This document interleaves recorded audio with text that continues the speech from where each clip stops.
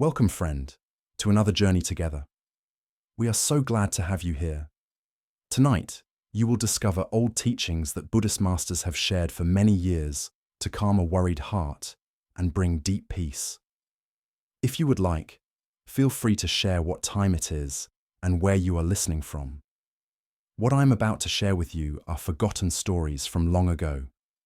They are simple tales that have the power to quiet your mind and heal your spirit. These stories have been helping people find peace for over 1,000 years, and tonight they are here for you. Each one holds a hidden truth that can change how you think about your problems, your fears, and the loud thoughts that keep you awake at night. You won't find these stories in most books. They have been carefully kept by wise teachers who understood something we have mostly forgotten. Real peace does not come from getting what we want, but from understanding what we already have. The great teacher Thich Nhat Hanh once said, "Sometimes your joy is the source of your smile, but sometimes your smile can be the source of your joy." Tonight, you will see how these old truths can change everything. As you listen to these amazing tales, something beautiful will start to happen. The heavy feeling in your chest will begin to go away. Your racing thoughts will slow down and settle. You will feel yourself relaxing into a place of deep understanding and true rest. So, get comfortable now. Let your whole body relax into your bed or chair. Take a gentle breath with me, and as you let it go, know that you are about to receive old wisdom that has been waiting hundreds of years just for this moment. Let us explore our first story about the difference between being perfect at a skill and expressing your spirit. This is called the calligrapher's circle. In the heart of old Japan lived an artist who wrote with a brush, known as a calligrapher. He was famous because his skill was perfect. His brush strokes were exact, his letters were shaped perfectly, and his art was balanced. Rich people paid him to write their most important papers, and his work sold for a lot of money in the markets. Yet, despite his success, he felt something important was missing from his art. He felt he missed a mysterious quality that the Zen masters called the spirit of the brush. Determined to find this secret, he traveled to a faraway mountain monastery to study with a famous Zen master. This master was known for his own writing. The master's work was praised not because it was perfect, but because it had spiritual power. His art seemed to be alive, and his letters meant more than just the words they spelled. When he arrived at the monastery, the calligrapher bowed deeply before the master. "Honored teacher," he said, "I have mastered every technical part of our art. Yet, I feel there is something beyond skill that I do not understand. Please teach me the spirit of the brush." The master nodded and led him to a simple room with paper, ink, and brushes on a low table. "Show me your skill," he said, sitting on a cushion. "Paint an enso, a Zen circle." The calligrapher felt confident. He had painted thousands of circles over the years, and this was a very basic exercise. He prepared his ink carefully, picked the perfect brush, and sat in a meditation pose. With a single breath and a lifetime of training, he painted a mathematically perfect circle. The line was steady, the shape was exact, and the ends met perfectly. It was technically flawless. The master looked at the circle for a long time, then shook his head slowly. "No," he said quietly. "This is not alive. It is a cage drawn by your mind's desire for control. Try again." Confused but determined, the calligrapher tried another circle. This time he focused on being more free while still being precise. Again, the result was perfect. Again, the master rejected it. "This one is even more dead than the first. You are thinking too much. Let the brush move itself." This went on for hours. Circle after circle came from the calligrapher's brush. Each one was better than what most artists could do, yet each one was rejected by the master as lifeless, controlled, or dead.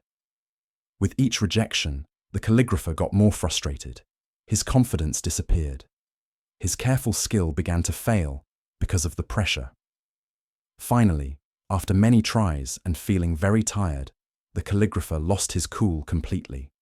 In a moment of total frustration and defeat, he slammed his brush down onto the paper without thinking about skill, control, or the result. The result was a messy, splattered, incomplete circle with rough edges and uneven ink bleeding outside the lines. He threw the brush down in disgust and hid his face in his hands. "I cannot do it," he cried. "I will never understand what you are looking for." The master leaned forward and carefully lifted the paper with the messy, imperfect circle. For the first time that day, his face lit up with happiness. "Ah," he said, his eyes bright with joy. This one has life. This one has a beginning, a breath, a heartbeat. Now you have touched the spirit of the brush." Ancient Buddhist wisdom tells us, in the beginner's mind, there are many possibilities, but in the expert's mind, there are few. This tale shows the big difference between skill that controls and skill that flows, between perfection that impresses people and expression that changes people. Why do we often lose our energy as we get better at things? Zen Buddhism points to the subtle way that knowledge can become a trap. As we learn more techniques, rules, and standards, we can become so focused on not making mistakes that we forget why we are practicing. Our desire for control slowly chokes the life out of what we wanted to create. The calligrapher's perfect circles represent every area of life where we care more about being technically right than being real. Think about the musician, so focused on playing every note perfectly that the music loses its feeling. The speaker so worried about saying the right words that their message loses its power. The parents so worried about being perfect parents that they miss chances to really connect with their child. This isn't an argument against skill or practice. Skill gives us a foundation, but somewhere in our growth, we must learn to go beyond skill to use our abilities for something bigger, rather than being trapped by them. The master wasn't teaching the calligrapher to be careless. He was showing him how to be free. Zen master Suzuki Roshi taught, "In the beginner's mind, there are many possibilities. In the expert's mind, there are few."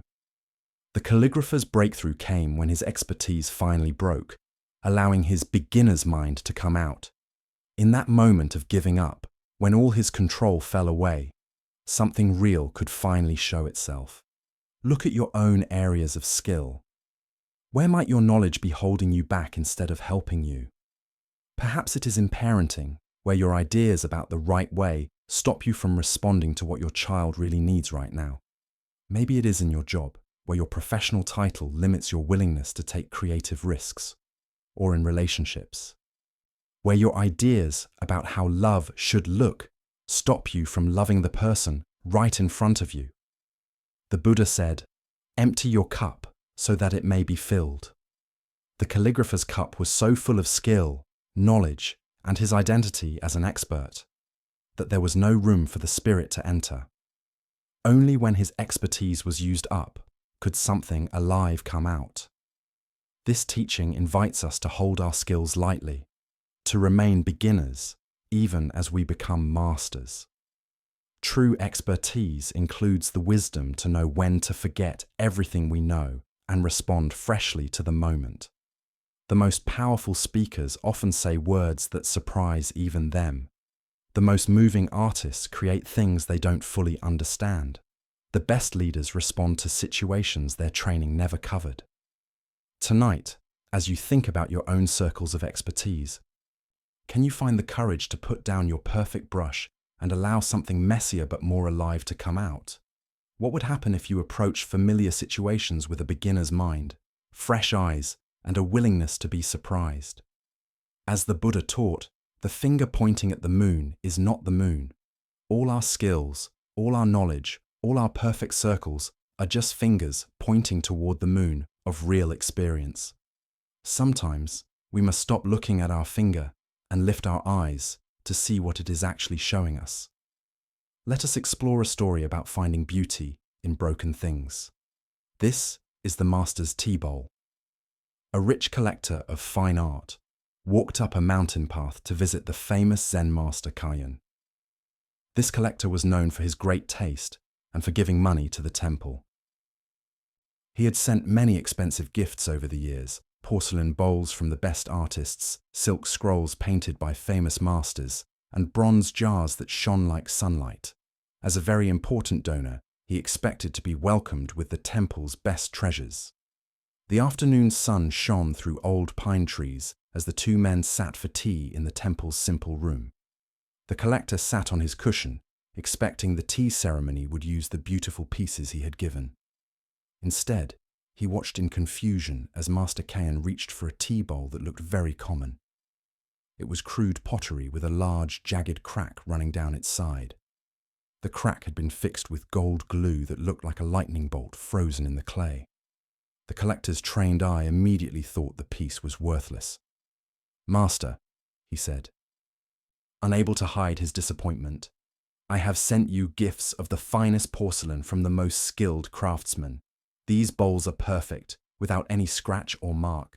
Why do you choose to serve tea in this broken, worthless thing?" Master Kayan lifted the humble bowl in both hands, feeling its warmth as the tea heated the clay. His old fingers traced the gold repair with love. "You speak the truth," he replied with a gentle smile. "Your gifts are indeed perfect. They shine with technical skill and stay exactly as they were the day they came out of the oven. They have no story to tell because they have never really lived." He paused, continuing to hold the cracked bowl with respect. "But this bowl," he said, his thumb following the gold line, "has gone through suffering and became whole again. It was once shattered completely, useless, seemingly beyond repair. Yet here it sits, not hiding its wound, but celebrating it. This crack is not a flaw to be disguised or a shame to be hidden. It is the map of its change, the proof of its strength. It is more beautiful for having been broken." The collector looked across the room at his perfect unused bowls sitting on their shelf, then back at the warm, gold-lined cup in the master's hands. For the first time, he found himself without words. The Buddha taught, "It is in the darkest skies that stars are best seen." This old wisdom lights up the deep truth in the story of the tea bowl. Our culture chases perfection and views brokenness as failure. Yet Zen shows that our wounds often become our greatest teachers, and our scars our most beautiful features. Why do we naturally hide our imperfections and celebrate only our polished successes? Buddhism points to our mind's deep dislike of suffering and its strong attachment to perfect images of success. We learn early to present only our best selves. We carefully organize our lives to appear flawless while secretly carrying shame about our struggles, failures, and the times we have been broken. This need for perfection creates a special kind of suffering. Like the collector, we admire only what looks untouched by difficulty, missing the deep beauty that comes from healing. We scroll through social media, comparing our inner struggles to everyone else's highlight reels. We hide our sadness, our money problems, our relationship struggles, our career setbacks, all the natural cracks that make us human. The Japanese art of kintsugi, or golden repair, shows this Zen teaching perfectly. Rather than hiding cracks in broken pottery, artists highlight them with gold, creating pieces more valuable than the originals. The philosophy recognizes that breaking and repairing are part of an object's history, not something to hide, but to show off. Think about your own kintsugi moments. Perhaps it was the divorce that taught you to rely on yourself, the job loss that led to a better career, the illness that revealed your inner strength, or the mistake that opened your heart to kindness. These experiences, which hurt at first, often become the gold lines that make us more beautiful, wise, and able to help others. Zen Master Suzuki Roshi taught, "Each of you is perfect the way you are, and you can use a little improvement." This puzzle captures the idea of accepting our brokenness while remaining open to healing. We don't need to fix ourselves to be worthy of love and respect. We are already whole. Yet our willingness to admit our cracks allows the golden light of wisdom to enter. The Buddha said, Every experience, no matter how bad it seems, holds within it a blessing of some kind. The goal is to find it. Our job is not to avoid being broken. Life guarantees that we will face difficulties, losses, and failures. Our practice is learning to see these experiences as opportunities for kintsugi, for allowing something more beautiful to come from our healing. Tonight, as you think about your own journey, can you see the gold lines that have formed in your life? What breaks have led to breakthroughs? What wounds have become wisdom? Perhaps you can begin to see your imperfections not as flaws to hide, but as proof of your strength, evidence that you have lived fully and healed bravely. As the Buddha taught, the lotus flower blooms most beautifully from the deepest and thickest mud. In embracing our brokenness, we discover the golden beauty that can only come from having been shattered and choosing to heal. Our next story reveals the weight we carry in our identities. This is the general's name. After decades of leading armies and conquering lands, the great general Nobutada felt a deep emptiness despite his fame. The battles that once thrilled him now felt hollow.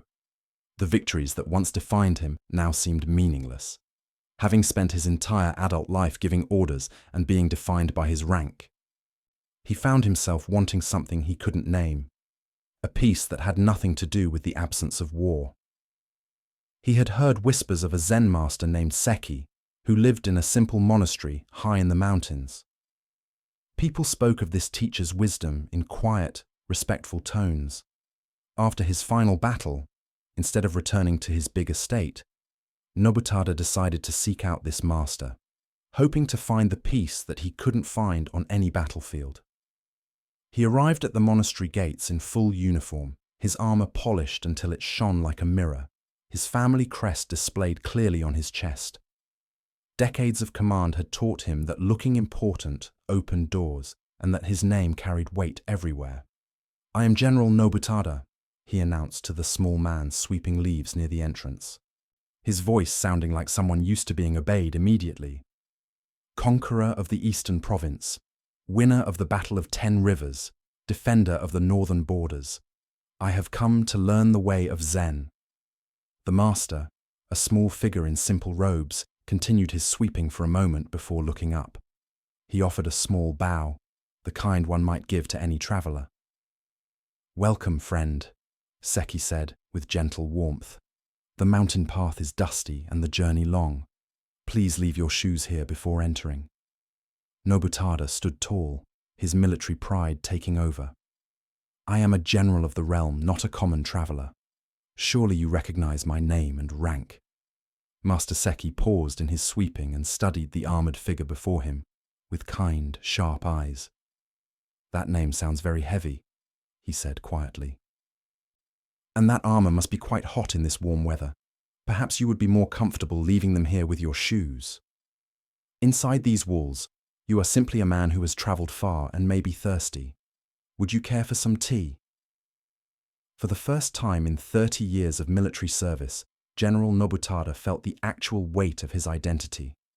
Not just the physical armor, but the invisible burden of constantly keeping up his image, his reputation, and his carefully built sense of self. Standing before this simple man who showed no reaction to his titles, he felt a strange lightness, as if he had been holding his breath for decades and could finally let it out. Slowly, unsurely, he began to remove his armor. Each piece that fell away, the chest plate with his victories, the sword that had never left his side, the helmet that commanded respect, seemed to remove layers of tension he hadn't realized he carried. As he followed the master inside, barefoot and plain, he felt lighter than he had since childhood. Buddha's wisdom reminds us, you are not your thoughts, you are not your emotions, you are not your achievements. You are the awareness that observes them all. The heart of this lesson is understanding how completely we can become trapped by our own identities, wearing them like armor that protects us, but ultimately weighs us down. Why do we cling so hard to our roles, titles, and achievements? Zen Buddhism reveals that the ego constantly seeks to make itself feel real by attaching to outside things. We become the successful business person, the devoted parent, the respected worker, the spiritual seeker. While these roles may be important, problems arise when we mistake these temporary identities for who we really are. Think about how much energy you spend keeping up your various identities. At work, you may present yourself as smart and confident. With family, you might be the responsible caretaker. On social media, you create an image of success or happiness. Each role requires its own armor, its own performance, its own careful maintenance. Like General Nobutada, we can become so attached to these roles that we forget who we are underneath them. This clinging to identity creates a special kind of suffering. We become trapped by our own success, imprisoned by what others expect, and tired from the constant effort of keeping up our image. A boss fears showing weakness. A parent feels guilty for having needs. A spiritual teacher struggles to admit confusion. We build elaborate masks and then become slaves to keeping them up. The Buddha taught that attachment is the root of suffering. This applies not only to things we own, but to our attachment to who we think we are. When our sense of worth depends entirely on outside recognition, achievements, or roles, we live in constant worry about defending these identities. Zen practice invites us to sometimes remove our armor and discover who we are under our roles. In meditation, we sit without titles, without status, without the big story of our lives. We return to simple presence, breathing, aware, alive. This isn't about rejecting our responsibilities, but about not being trapped by them. Master Eckhart taught, the most powerful prayer, one well-nigh all-powerful, consists of only 2 words, thank you. When we can appreciate our roles without being defined by them, we find great freedom. We can be a general when leadership is needed, a student when learning is required, a parent when care is called for, without any of these temporary roles becoming who we are forever. Tonight, as you prepare for rest, what armor might you put down? What roles, expectations, or identities can you temporarily let go of? Can you discover the simple awareness that exists before you put on tomorrow's costumes and titles? Perhaps you will find, like the general, that you are far lighter and freer than you have been carrying yourself to be. As the Buddha said, you yourself, as much as anybody in the entire universe, deserve your love and affection. This love begins with accepting yourself beyond all the roles you play, all the things you have achieved, and all the ways you have learned to present yourself to the world. Let us continue on our journey with a tale about perfection and purpose. This is the unraked garden. In the mountains of old Japan, a young monk named Jin had been given one of the temple's most important jobs, taking care of the famous rock garden that drew visitors from all over. This wasn't just gardening, but a spiritual practice, a chance to grow mindfulness by creating beauty. Every morning before the sun came up, Jin would wake up in silence and go to the garden with his wooden rake. The white gravel stretched before him like a blank canvas. With great care and deep focus, he would spend hours creating perfect flowing patterns that looked like ocean waves frozen in stone. Each line had to be spaced just right. Each curve flowing smoothly into the next. Not a single piece of gravel could be out of place. Not one line could show a mistake. The garden became Jin's masterpiece. Monks would stop to admire his art. Visitors would stand at the edge in silence, some crying at the deep beauty of the perfectly ordered landscape. Jin felt deep pride in his work, knowing that his skill and hard work had created something worthy of respect. One warm afternoon, as Jin stepped back to admire his latest creation, perhaps his best work yet, he noticed the headmaster approaching. His heart swelled with hope. Surely Master Tanaka would offer words of praise for this flawless display of devotion and skill. The master stood silently for a long time at the garden's edge, his old hands folded in his sleeves, his eyes taking in every perfect line and curve. Jin waited nearby, holding his breath, certain that recognition for his spiritual art was about to come. Without warning, without explanation, without even looking at Jin, Master Tanaka stepped deliberately over the low barrier that separated the viewing area from the sacred garden. He walked slowly to the very center of the perfectly raked space and sat down cross-legged to meditate.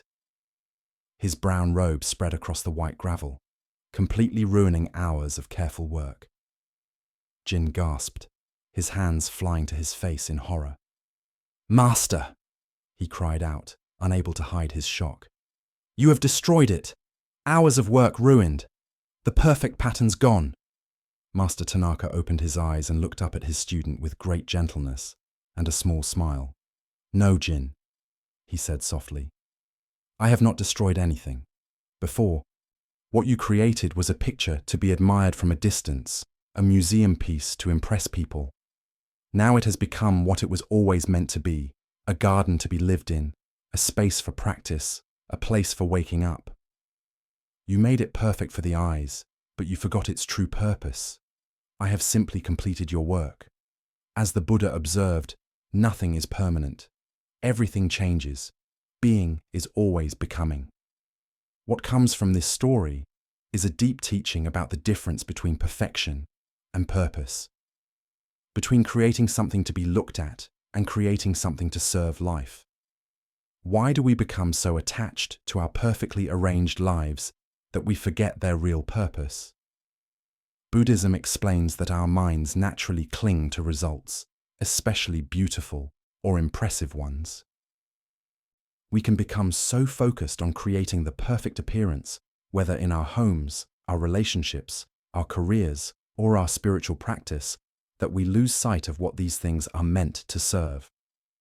Jin's garden represents all the ways we create beautiful surfaces while missing the deeper purpose.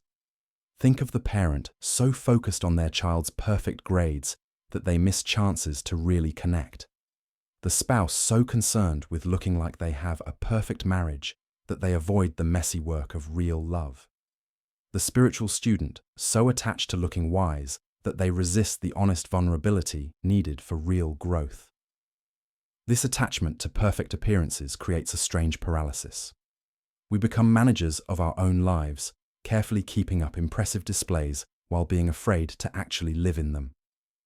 Like Jin's garden, these perfect arrangements become untouchable, watched from a distance rather than fully lived in. Zen master Dogen taught, "Time is not separate from you, and as you are present, time does not go away." The garden's true purpose wasn't to show off Jin's skill or impress visitors. It was to provide a space for being present, for meditation, for the messy, imperfect, beautiful work of spiritual practice. Look deeply at your own perfect arrangements. What parts of your life have become too perfect to actually use? Perhaps it's the beautifully decorated living room where no one feels comfortable sitting, the carefully planned schedule that leaves no room for fun, the flawless public image that prevents real friendships. Or the spiritual practice so focused on appearing advanced that it avoids a beginner's mind. The master's disruption wasn't destructive, it was freeing. By sitting in the garden, he turned it from a performance into a practice, from something to be saved into something to be experienced.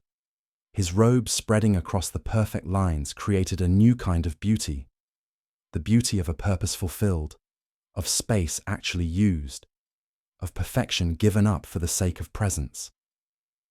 This story challenges our deepest ideas about value and beauty. We are taught to believe that keeping up perfect appearances is spiritual practice, when often the opposite is true.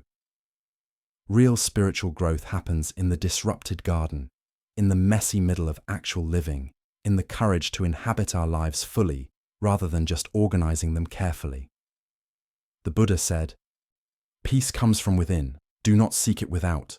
The peace Jin was seeking through outside perfection was always available in the simple act of being present. Whether the garden was perfectly raked or beautifully messed up, true meditation doesn't require perfect conditions. It turns whatever happens into a chance to wake up. Tonight, as you look around your own perfectly arranged spaces, Can you find the courage to actually live in them? What beautiful display might you be willing to disturb for the sake of a real experience? Perhaps you will discover, like Jinn, that the deepest beauty comes not from untouchable perfection, but from the willingness to sit down fully in the middle of your life. As the Buddha taught, better it is to live one day seeing the rise and fall of things than to live 100 years without ever seeing the rise and fall of things. The garden's lines will be raked tomorrow. But this moment's chance to be present happens only once. As we continue our journey through the wisdom of Zen Buddhism, let us turn to a story about the source of our experience. This is The Echo and the Silence. A young boy lived with his grandmother in a small village, nestled in a valley surrounded by tall mountains.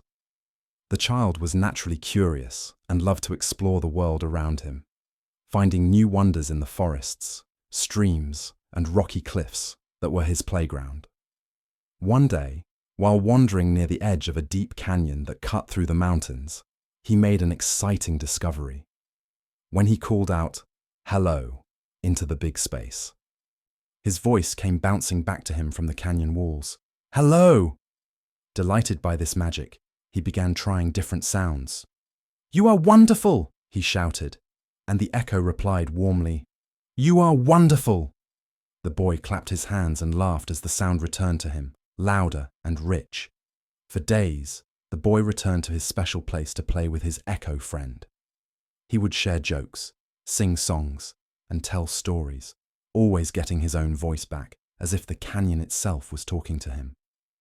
The echo became his constant friend, always agreeing with him, always responding with exactly what he wanted to hear. One afternoon, however, the boy arrived at the canyon feeling upset. Another child in the village had pushed him during play, and angry feelings burned in his chest. Instead of his usual happy greetings, he screamed into the canyon, "I hate you!" To his shock and fear, the echo screamed back just as fiercely, "I hate you!" The boy's anger instantly turned into fear.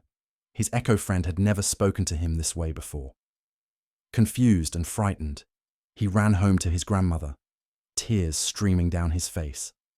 "Grandmother," he cried, "there is a mean person living in the canyon who hates me. He said terrible things to me." His wise grandmother listened carefully to his story, her old hands gently stroking his hair as he sobbed. When he finished, she took his hand.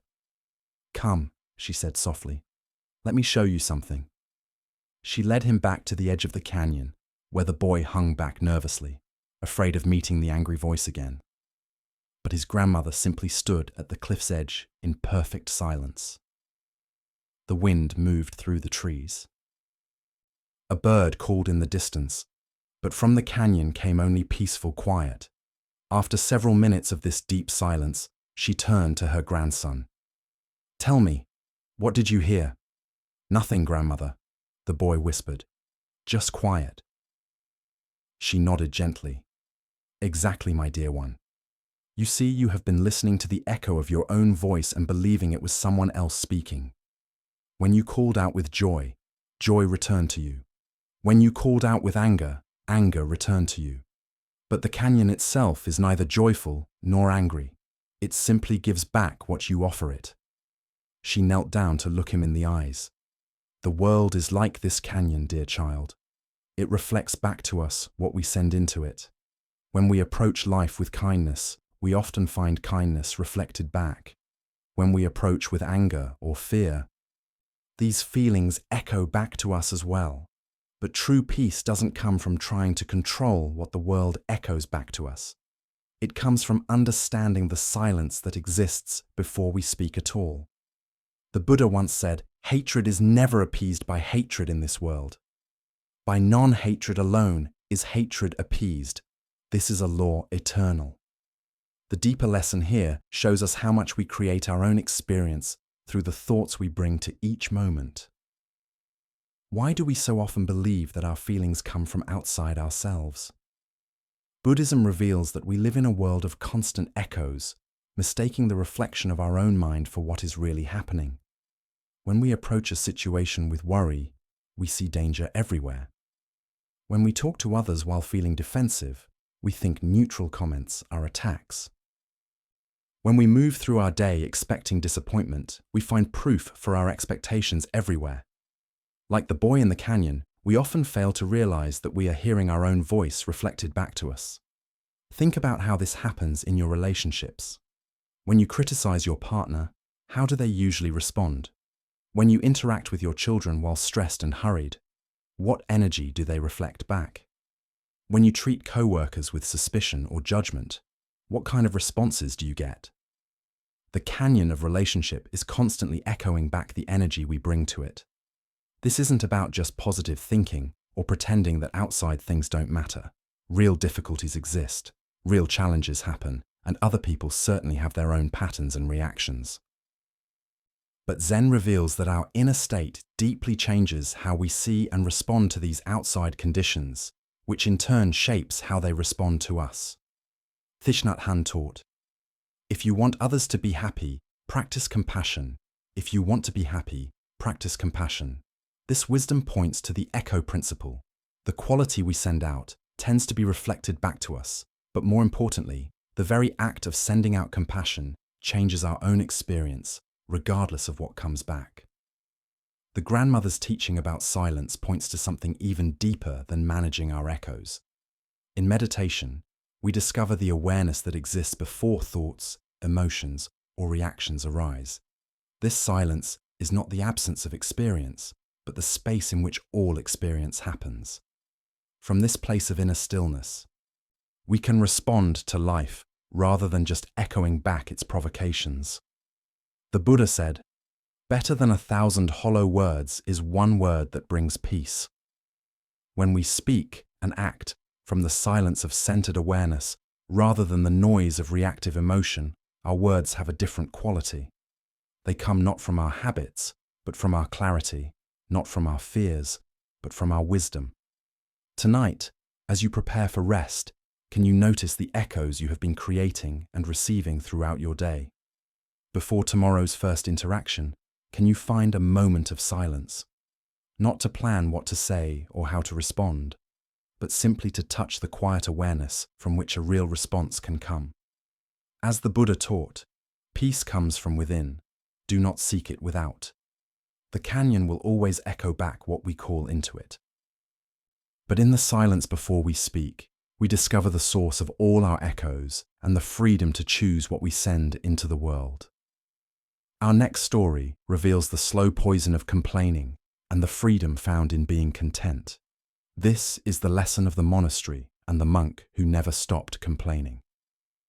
In a faraway mountain monastery known for strict rules and deep silence, a group of monks devoted themselves to deep spiritual practice. The monastery followed an old vow of silence, understanding that constant talking often distracts the mind from thinking deeply and finding truth. For years at a time, the monks would practice in complete quiet, finding peace in the absence of unnecessary words. However, this particular monastery had one unusual tradition. Every 10 years, each monk was allowed to speak exactly 2 words to the head monk. This brief chance acknowledged that sometimes practical needs or spiritual ideas might need to be shared while still keeping the silence that supported their practice. One young monk entered this monastery with good intentions and dedicated himself to the hard schedule of meditation, work, and study. But from the very beginning, he struggled with being unhappy. The simple room felt uncomfortable. The plain food seemed not good enough, and the hard schedule challenged what he liked at every turn. After his first 10 years of practice, he went to the head monk for his permitted talk. The elder looked at him with kind, waiting eyes, ready to hear whatever wisdom or insight the decade of silent practice might have produced. "Bed hard," the monk said, using his 2 precious words to express his main complaint about where he slept. "I see," the head monk replied gently, noting the comment but offering no judgment or solution. The monk returned to his silent practice, but his unhappiness only seemed to grow over the next decade. Instead of using the years to learn acceptance and inner peace, He spent his time thinking about various discomforts and things he didn't like in the monastery. His meditation became increasingly agitated as his mind rehearsed complaints he couldn't say out loud. When his second opportunity to speak arrived after another 10 years, he again approached the head monk.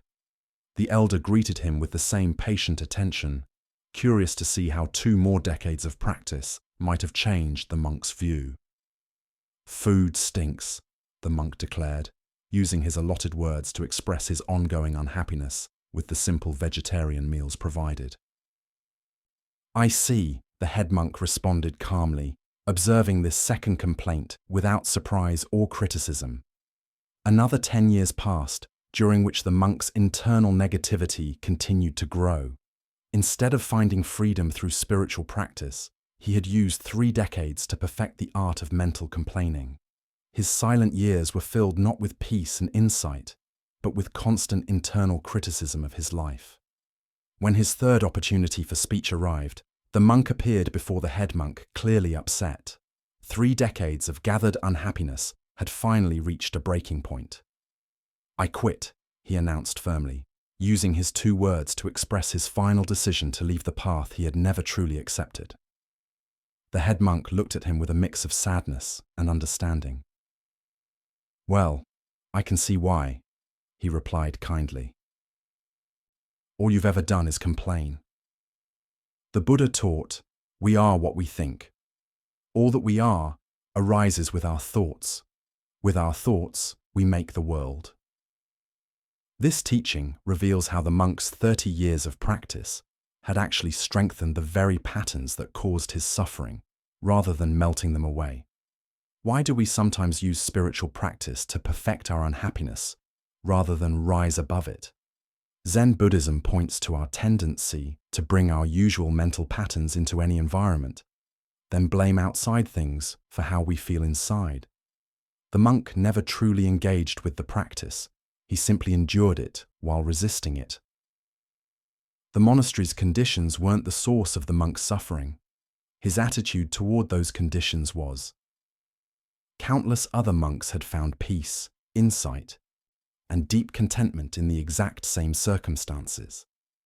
The difference lay not in what they experienced, but in how they related to their experience. Think about your own patterns of complaint and unhappiness.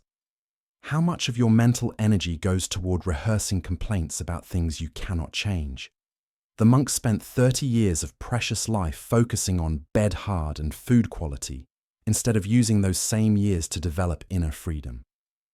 This story also reveals the building power of our mental habits. Each day, the monk chose complaint over acceptance. He strengthened pathways of unhappiness in his brain. Over 3 decades, these patterns became so deep that leaving seemed like the only option, when in reality, changing his view had always been available. Zen master Thich Nhat Hanh taught, thanks to impermanence, everything is possible. The monk's tragedy was his failure to recognize that his unhappiness was temporary and changeable. Instead of working with his resistance, he fed it daily for 30 years until it consumed his entire spiritual journey. The Buddha said, "Better than 1,000 hollow words is 1 word that brings peace." The monk's 6 words over 30 years, all complaints, brought no peace to himself or others. Meanwhile, monks who used their practice to grow gratitude and acceptance found profound calm in the same conditions. Look deeply at your own relationship with current challenges. Where are you spending years complaining about circumstances that could be changed through a shift in how you look at them? What would change if you used the same mental energy currently devoted to unhappiness to grow acceptance and inner peace? Tonight, as you notice the inevitable discomforts and imperfections of daily life, can you remember the monk's wasted decades? Can you choose gratitude over complaint, acceptance over resistance? Understanding that your response to circumstances shapes your experience far more than the circumstances themselves. Buddha's wisdom reminds us, happiness does not depend on what you have or who you are. It solely relies on what you think. The monastery offered every monk the same chance for peace and waking up. Some found it, others did not. Not because of outside conditions, but because of the quality of attention they brought to those conditions. In every moment, we face the same choice the monk faced daily, to practice complaining or to practice contentment. Let us now turn to a tale about the nature of seeking and finding. This is the master sculptor's discovery. In a busy stone quarry beneath tall mountains, a master sculptor moved among the marble blocks with the trained eye of someone who had spent decades coaxing beauty from stone. The morning sun cast golden light across the quarry, lighting up countless blocks that seemed to whisper their stories to him. "Aha," he would say, running his old hands across smooth surfaces. "There is a heroic figure locked in that piece, and a saint trapped inside that other one." His fame had grown precisely because of this gift, his ability to sense what he called the suchness of every stone, to see beyond raw material to its true nature waiting to be released. But on this morning, the sculptor's heart carried a different weight. For over 40 years, he had been searching for something special, the perfect block from which he could create his masterpiece, a glorious statue of the Buddha. His energy was fading now, and still this elusive Buddha block remained hidden from him.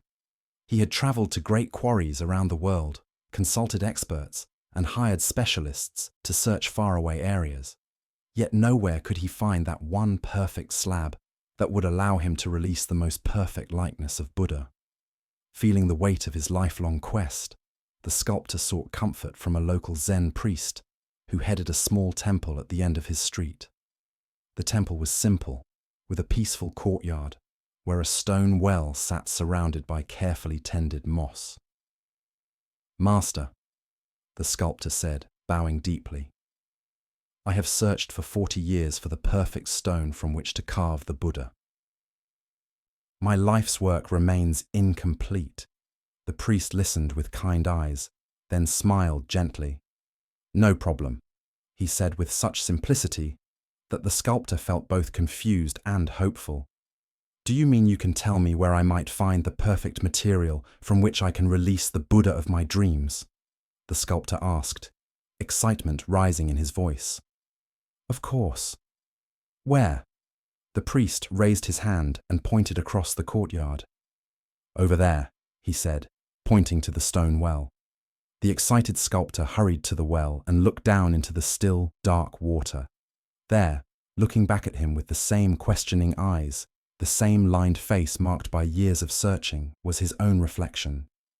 Buddha's wisdom reminds us, if you cannot find the truth right where you are, where else do you expect to find it? The deeper lesson here shows us that what we seek most desperately often lies not in some distant place or perfect circumstance, but in the very ground of our own being. Why do we exhaust ourselves searching everywhere except within? Zen Buddhism reveals that we become so focused on the object of our search that we forget to examine the searcher. The sculptor had examined thousands of stones, traveled countless miles, yet never considered that the very consciousness doing the seeking was itself the perfect material for awakening. Think about how often throughout your day you delay contentment, waiting for better circumstances. "I'll be happy when I get the promotion, find the right partner," when conditions are finally perfect. This is seeking the Buddha block everywhere, except in the reflection looking back at us right now. Zen master Huangpo taught, "Your everyday mind, that is the way." The sculptor's deep realization wasn't that he needed to become something different, but that he needed to recognize what he already was. The perfect material for expressing Buddha nature isn't found in outside circumstances, but in the awareness that recognizes, seeks, and creates. The well represents the still point within consciousness where seeking ends and finding begins. When we stop looking outward and peer into the depths of our own awareness, we discover that the one who seeks and the one being sought are the same. In Zen practice, we speak of original face, the essential nature that exists before conditioning. This original face isn't hidden in some special place. It is looking back at us from every mirror, every moment of genuine presence. Tonight, as you encounter the reflection of your own seeking mind, can you recognize the Buddha nature that has been with you all along? Perhaps it appears in your capacity for wonder, your longing for truth, or simply in the awareness that notices these very words. As the Buddha taught, look within. You are the Buddha. The masterpiece you've been seeking isn't waiting for perfect materials. It's waiting for the recognition that the artist, the art, and the awareness that appreciates beauty are all expressions of the same essential nature. Let us continue on our journey through the wisdom of Zen Buddhism with a story about the ghosts we create with our own minds. This is the tale of the haunting that was no haunting at all. A man lived peacefully with his beloved wife for many years. Their love was deep and real, their friendship a source of daily joy. But as fate would have it, she became very sick. As she lay on her deathbed, her breathing shallow and her strength fading, she grabbed her husband's hand with surprising force. "My darling," she whispered, her eyes filled with both love and fear. "I cannot bear the thought of leaving you, and I cannot bear the thought of you loving another. Promise me that when I am gone, you will not see any other women. Promise me you will remain faithful to my memory forever, or I swear I will return from the grave to haunt you." The husband, his heart breaking at her words and her coming death, made the promise she demanded. What else could he do? In that moment of grief and love, he would have agreed to anything to ease her suffering and honor their bond. For several months after her death, the widower kept his word. He avoided parties, declined invitations, and turned away from any possibility of female friendship. His world became small and lonely, filled only with work and memories. But as time passed and the sharpest edge of grief began to soften, he found himself drawn back into the world of the living. It was at a local market that he met her, a kind woman with gentle eyes and a warm smile. Despite his promise to his deceased wife, he found himself drawn to this new person. Conversations led to friendship. Friendship deepened into affection. And eventually, despite his guilt and internal conflict, he fell in love again. The night he and his new love became engaged, his worst fears came true.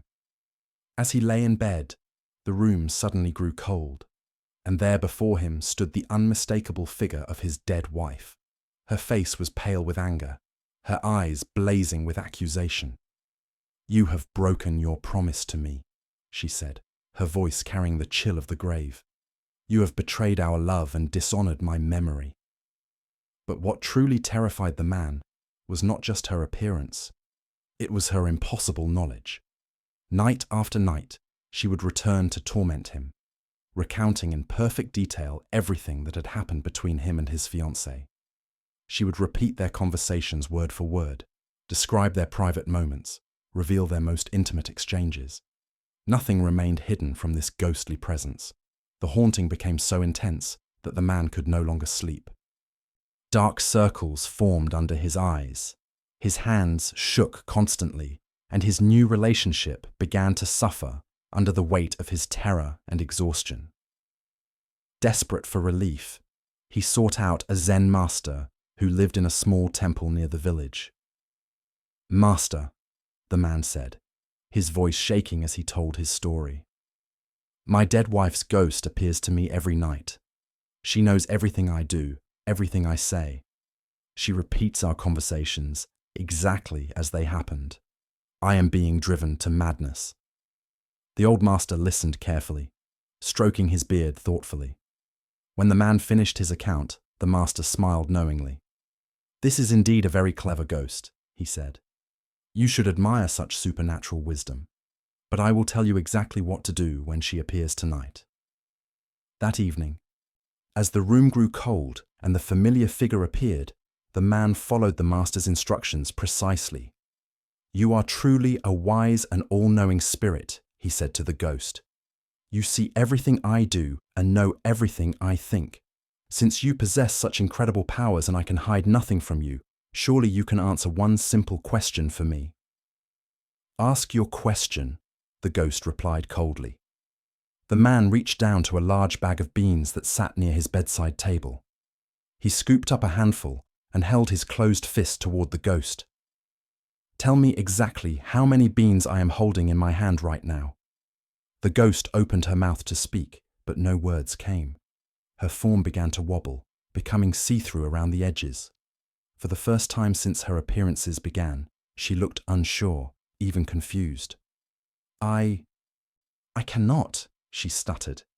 And then, like morning mist touched by sunlight, she simply vanished. The ghost never returned again, and the man was finally free to live his life in peace. Buddha's wisdom reminds us, we are what we think. All that we are arises with our thoughts. With our thoughts, we make the world. The deeper lesson here shows us how powerfully our minds can create seemingly real experiences from nothing but guilt, fear, and unresolved emotions. Why do we give such power to the ghosts of our own making? Zen Buddhism reveals that much of our suffering comes not from outside forces, but from the phantoms we create through our own psychological patterns. The ghost in this story was nothing more than the man's own guilt and conditioning projected outward and given form by his tormented mind. Think about how often in your own life you are haunted by voices that seem to know your every move, that judge your every decision, that remind you of promises you've broken or standards you failed to meet. These inner critics often speak with the voices of people from our past, parents, teachers, former partners. But their power comes entirely from our own minds, giving them substance. The man's ghost could recite his conversations perfectly because it was his own memory playing them back to him. It knew his private moments because it was created by his own consciousness. It appeared when his guilt was strongest because guilt was its very substance. The ghost was real in its effects, but had no independent existence. In Zen practice, we learn to distinguish between what is actually present and what our minds are adding to the situation. The man was genuinely in love with a new person, but his conditioning told him this was a betrayal. His deceased wife was genuinely gone, but his unprocessed grief and guilt kept her psychologically present. The master's solution was brilliant in its simplicity. By asking the ghost to know something that existed only in the present moment, something the man's own mind couldn't possibly know, he revealed the ghost's true nature. The beans in his hand were unknown even to him until he counted them. No amount of memory, guilt, or psychological projection could provide this information. Zen teacher Charlotte Joko Beck said, "Our thoughts are just thoughts. They're not necessarily true, they're not necessarily important, and they're not necessarily ours." The ghost's accusations felt absolutely real to the man, but they were simply thoughts and emotions given form by his own mental processes. Look deeply at your own experience. What ghosts do you carry that speak with impossible authority about your worth, your choices, your future? Often these voices claim to know things they cannot possibly know, what others really think of you, what will happen if you take risks, whether you deserve happiness or love. The Buddha taught, the mind is everything. What you think you become. When we understand that we are constantly creating our experience through the stories we tell ourselves, we begin to see that we also have the power to question these stories, to test their truth, to challenge their authority over our lives. Tonight, as you notice the familiar voices of self-doubt, guilt, or fear arising in your mind, can you remember the man and his handful of beans? Can you find the courage to ask these internal critics to prove their supernatural knowledge by answering questions they cannot possibly answer? Can you recognize that the very thoughts that seem to know everything about you actually know far less than they claim? As the Buddha observed, doubt everything, find your own light. The ghosts that haunt us lose their power the moment we stop feeding them with our belief, the moment we see them for what they truly are. Not supernatural visitations, but creations of our own minds that can be dissolved as easily as they were formed. Let us continue on our journey with a story about the intensity required for real spiritual awakening. This is the tale of the drowning lesson.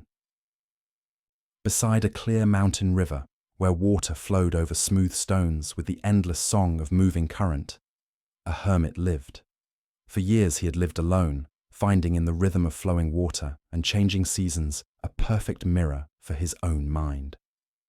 One morning, as golden sunlight shone through the trees and the air smelled of mountain flowers, a young man approached the hermit's simple home. The seeker had travelled far, his clothes dusty from the journey, his face serious with spiritual longing. "Master," the young man said, bowing respectfully, "I wish to become your student."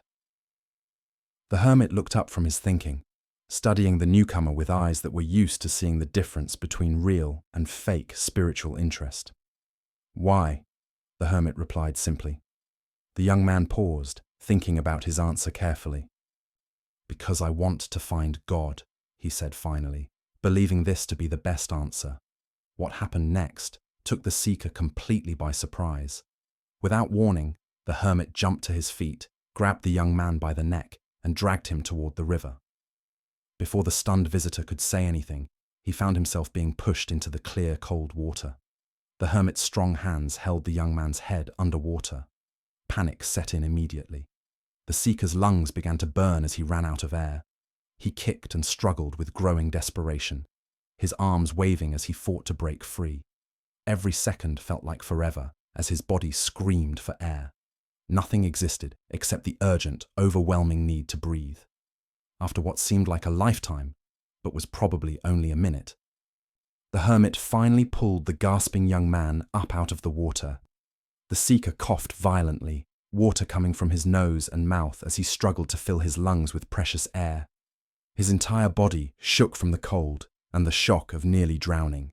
When his breathing finally returned to normal, the hermit spoke again, his voice sounding different, still gentle, but full of clear intensity. "Tell me," he said, watching the young man's face carefully. "What did you want most of all when you were underwater?" The answer came without hesitation, raw and honest. "Air."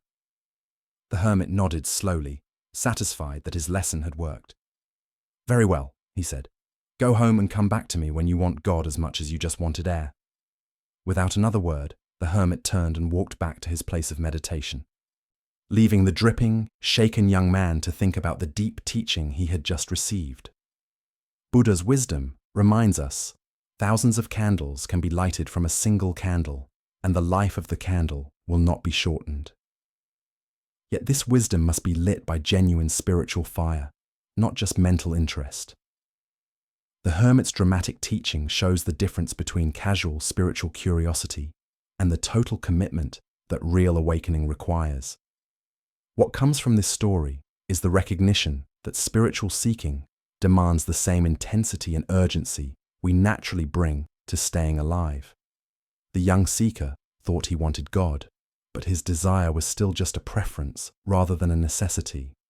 He wanted spiritual awakening as an extra part of life rather than as life itself. Why do we approach spiritual development with weak commitment? First is our attachment to comfort and what we know. Real change requires letting go of who we think we are, which the ego feels is like dying. Second is our misunderstanding of what spiritual seeking involves. Popular culture presents awakening as a pleasant addition, but traditional teachings describe it as breaking apart illusions. Third is our tendency to put spirituality in a box as just one area among others, rather than a complete change in our relationship to existence. Think about how this plays out today. We collect techniques like trophies, jumping from meditation retreats to workshops to conferences, collecting experiences without allowing any single practice to fundamentally change us. We want the insurance policy of spiritual development without paying the price of total dedication. The drowning experience represents what mystics call the dark night of the soul, moments when our usual sources of identity and safety are stripped away. In such moments, we discover what we truly value most deeply. This is the quality of desire that spiritual awakening requires. Zen teacher Charlotte Joko Beck wrote, "Practice is not about achieving some special state. Practice is about being willing to die to who you think you are." The hermit's lesson brought the young seeker face to face with this death-like quality of authentic spiritual work. This intensity doesn't mean spiritual practice should be grim. Rather, it means bringing the same passionate engagement to inner development that we naturally bring to whatever we value most deeply. A musician practicing for a big concert, a scientist pursuing a breakthrough, all demonstrate the focused dedication that spiritual awakening requires. The river represents the flow of ordinary consciousness, where we spend most of our time skimming along the surface. Being pushed underwater symbolizes the necessity of going deeper into the unconscious patterns that actually govern our lives. This depth work requires the same survival-level intensity the seeker experienced when deprived of air. Tonight, as you consider your own spiritual hopes, can you honestly check the quality of your desire? Is your seeking driven by curiosity and preference, or by necessity? What would it mean to want truth as much as you want your next breath? As the Buddha taught, the way is not in the sky, the way is in the heart. The path to awakening lies not in collecting more spiritual experiences, but in bringing our whole self to whatever practice we choose. Let us continue our journey with a story about the unexpected wisdom found in laughter and the suffering we create through taking ourselves too seriously. This is the tale of the monk who discovered his true teacher. In a faraway mountain monastery in ancient China, there lived a young monk who approached his spiritual practice with tremendous intensity. Every morning before dawn, he would rise for meditation, sitting perfectly still for hours. He studied the Buddhist texts carefully, memorizing holy words and debating ideas with fierce concentration. His fellow monks often commented on his seriousness and dedication to the truth. One crisp autumn morning, while studying a particularly hard passage about emptiness, the young monk found something that completely confused him. The text seemed to go against everything he thought he understood about Buddhist philosophy. The words appeared clear enough alone, but their meaning together seemed to make no sense the moment he thought he got it. Determined to understand, he carefully marked the passage and went to the master's room. The old teacher sat in his simple room, sunlight streaming through paper windows, creating patterns of light and shadow on the wooden floor. "Venerable master," the monk said, bowing deeply, "I have found a teaching that I cannot understand. Could you please explain its meaning for me?" He read the passage carefully, explaining his confusion and the different meanings he had thought of. The master listened closely, nodding occasionally, looking thoughtful. When the young monk finished his serious explanation, something unexpected happened. The master's face suddenly broke into a broad smile, then quiet chuckling, and finally erupted into hearty, uncontrollable laughter. His whole body shook with laughter, tears streaming down his old cheeks. The monk stood frozen, completely confused. This was not the response he had expected. Where he expected deep wisdom and careful explanation, he found only laughter. The master's amusement seemed to fill the entire room, echoing off the walls and growing even louder. Without offering any explanation, the master stood up, still laughing, and walked out of the room, leaving the young monk alone with his confusion and growing distress. For the next 3 days, the monk could think of nothing else. The master's unexplained laughter haunted him constantly. He barely ate his meals. His meditation was scattered, and sleep came only in short bursts. The question consumed him entirely.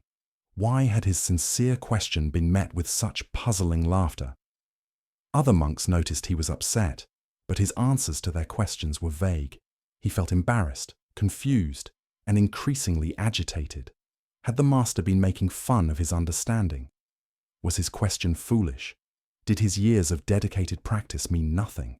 Finally, unable to bear the torture any longer, he returned to the master's room. This time he didn't bow or read passages. Instead, he spoke directly from his heart. Master, for 3 days, I have been deeply disturbed by your reaction to my question. I cannot eat, sleep, or meditate properly. Please tell me, why did you laugh at my sincere seeking? Have I done something wrong? The master's face became gentle and kind. He motioned for the young monk to sit beside him, then spoke quietly. Monk, do you know what your problem is? The master asked kindly. Your problem is that you are worse than a clown. The words hit the young monk like a physical blow. His eyes widened in shock. Venerable sir, how can you say such a thing? How can I be worse than a clown? I have dedicated my life to spiritual practice, to understanding the Buddha's teachings. I have given up worldly fun and pursued wisdom with complete sincerity. How can you compare me to a mere entertainer? The master smiled warmly and explained, a clown's greatest joy comes from making people laugh. When others laugh, the clown feels happy. His entire purpose is to bring lightness and joy to the world. But you, when another person laughs, you feel disturbed, upset, and tormented. Tell me, are you not worse than a clown? At these words, understanding dawned like sunrise breaking through clouds. The young monk saw immediately how his attachment to being taken seriously had created his suffering. He had been so invested in his image as a dedicated student that he couldn't receive the master's joy. The laughter hadn't been mocking him. It had been pure delight at the beauty of the truth expressing itself through a puzzle. In that moment of realizing this, the monk began to laugh, first quietly, then with growing freedom and joy. He laughed at his own seriousness, at his attachment to understanding, at the beautiful silliness of seeking enlightenment so grimly. His laughter joined with the master's from 3 days earlier, and in that shared joy, understanding bloomed naturally. As the Buddha observed, if you light a lamp for somebody, it will also brighten your path. The heart of this lesson lies in recognizing how our reactions to others reveal the state of our own minds. Why do we become disturbed when others express joy in ways we don't understand? Zen Buddhism points to several patterns that create this type of suffering. First is our attachment to being understood and validated.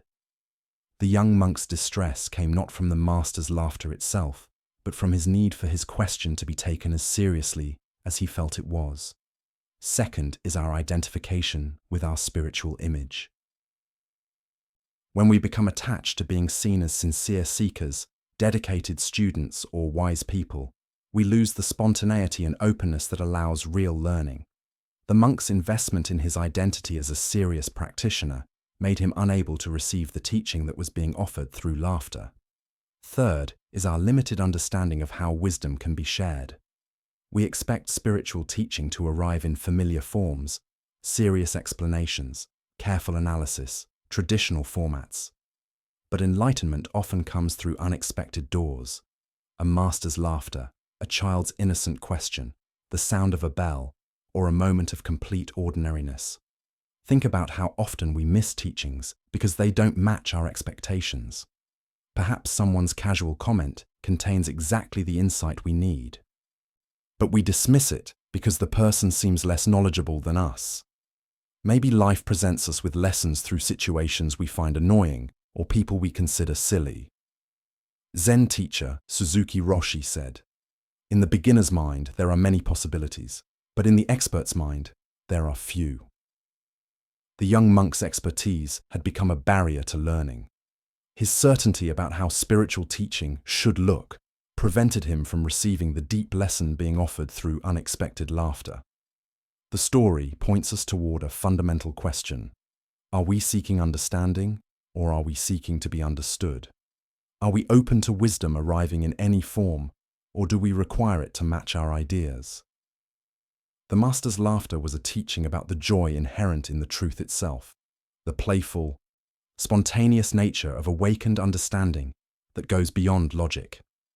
Tonight, as you encounter responses from others that don't match your expectations, can you remember the monk's lesson?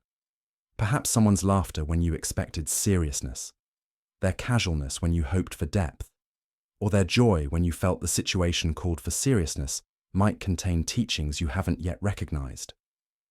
Buddha spoke of this when he said, "Thousands of candles can be lighted from a single candle, and the life of the candle will not be shortened.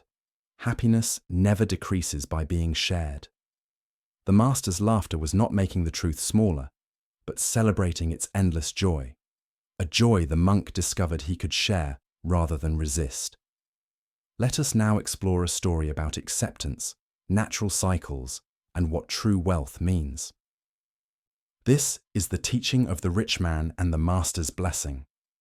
A wealthy merchant had built a huge fortune through years of smart business deals and careful investments. His family owned many properties, controlled trade routes, and had considerable influence throughout the region. As he aged, the merchant became increasingly concerned about ensuring his family's continued wealth long after his death. Having heard of a famous Zen master whose wisdom was said to be very deep, the merchant decided to ask for something special. He approached the master with a request that seemed both generous and practical. "Master," he said, bowing respectfully while showing off his finest robes and jewelry, "I would like to hire you to write something deep that will encourage the wealth of my family for generations to come. Something that my children and grandchildren can treasure and draw inspiration from long after I am gone. Money is no object. I simply want the most powerful blessing you can provide." The master listened quietly to this request, observing the merchant's obvious wealth and the sincere concern he felt for his family's future. After a moment of thought, he nodded his agreement and asked for a large piece of the finest paper. The merchant watched eagerly as the master prepared his brush and ink with ceremonial care. He expected elaborate writing, perhaps ancient wisdom about gathering wealth or powerful chants that would ensure his family's continued success in business and life. The master's reputation suggested that whatever he wrote would be both beautiful and deep. With simple, elegant strokes, the master wrote just 7 words: "Father dies, son dies, grandson dies." When the merchant read what had been written, his face turned red with anger and disbelief. This was not at all what he had expected or asked for. "Master!" he shouted, his voice rising with anger. "I asked you to write something that would bring happiness and wealth to my family for generations. Instead, you give me this depressing message about death. Why do you give me something so depressing like this?"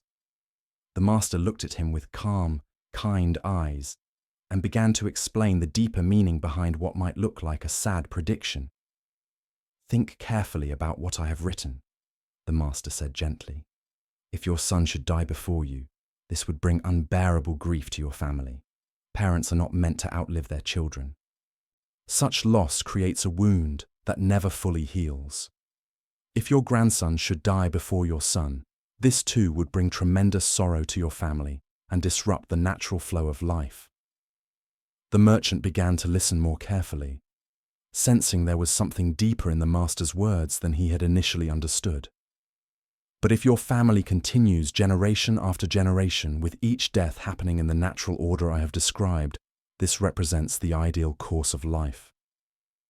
This is the pattern that brings the least suffering and the greatest harmony. This natural order, where each generation has time to live fully before passing responsibility to the next, is true happiness and genuine wealth. As the Buddha taught, of all things, impermanence is the most sacred. This ancient wisdom shows why accepting the natural order of life and death creates more genuine peace than any amount of money ever could. Why do we fight against the basic truth that all things, including our own lives and those of our loved ones, are temporary? Zen Buddhism reveals that much of our suffering comes from fighting against change, rather than finding peace within its natural rhythms. The merchant's initial understanding of wealth was limited to material things, money, property, and influence that could be passed down through generations. But the master pointed to a deeper form of wealth: the blessing of a family that experiences life and death in harmony with the natural order rather than in tragic disruption of it. Think about how different our relationship to death becomes when we see it not as failure or tragedy, but as the natural conclusion of a life fully lived. The Master's blessing wasn't sad.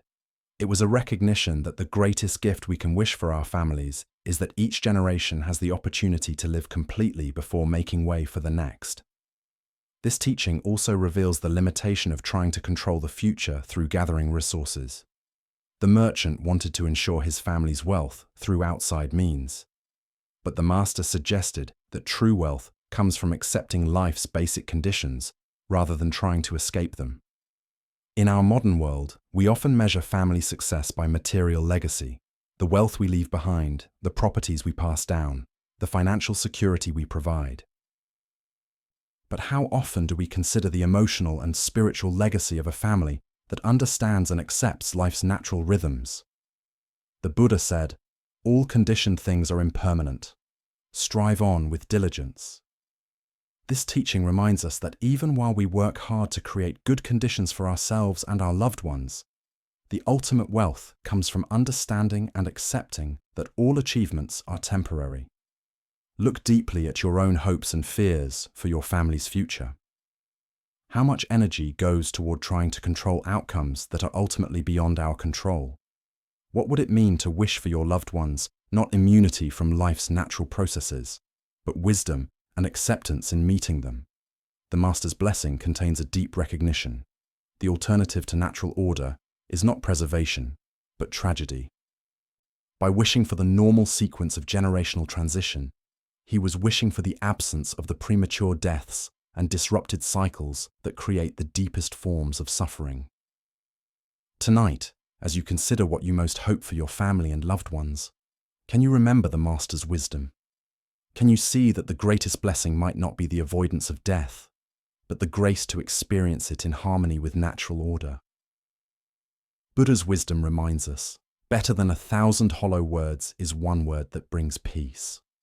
The Master's 7 words brought the merchant face to face with the ultimate reality that no amount of wealth can change: our participation in the endless cycle of birth, life, and death that characterizes all existence. True wealth lies not in escaping this cycle, but in dancing gracefully within it. Let us now turn to a tale about the courage to trust life's current. This is the story of the Crystal River. In the depths of a great crystal river, where water flowed clear as mountain air, there lived an entire village of small creatures. The river's current moved above them like a gentle breath, carrying the wisdom of countless springs and distant seas. Young and old, rich and poor, all made their home along the sandy bottom, each creature holding tightly to stones, branches, and roots. For generations, holding on had been their way of survival. Every creature learned from birth to wrap their arms around river rocks and fallen wood. "Hold on," the elders would say. "The current is dangerous.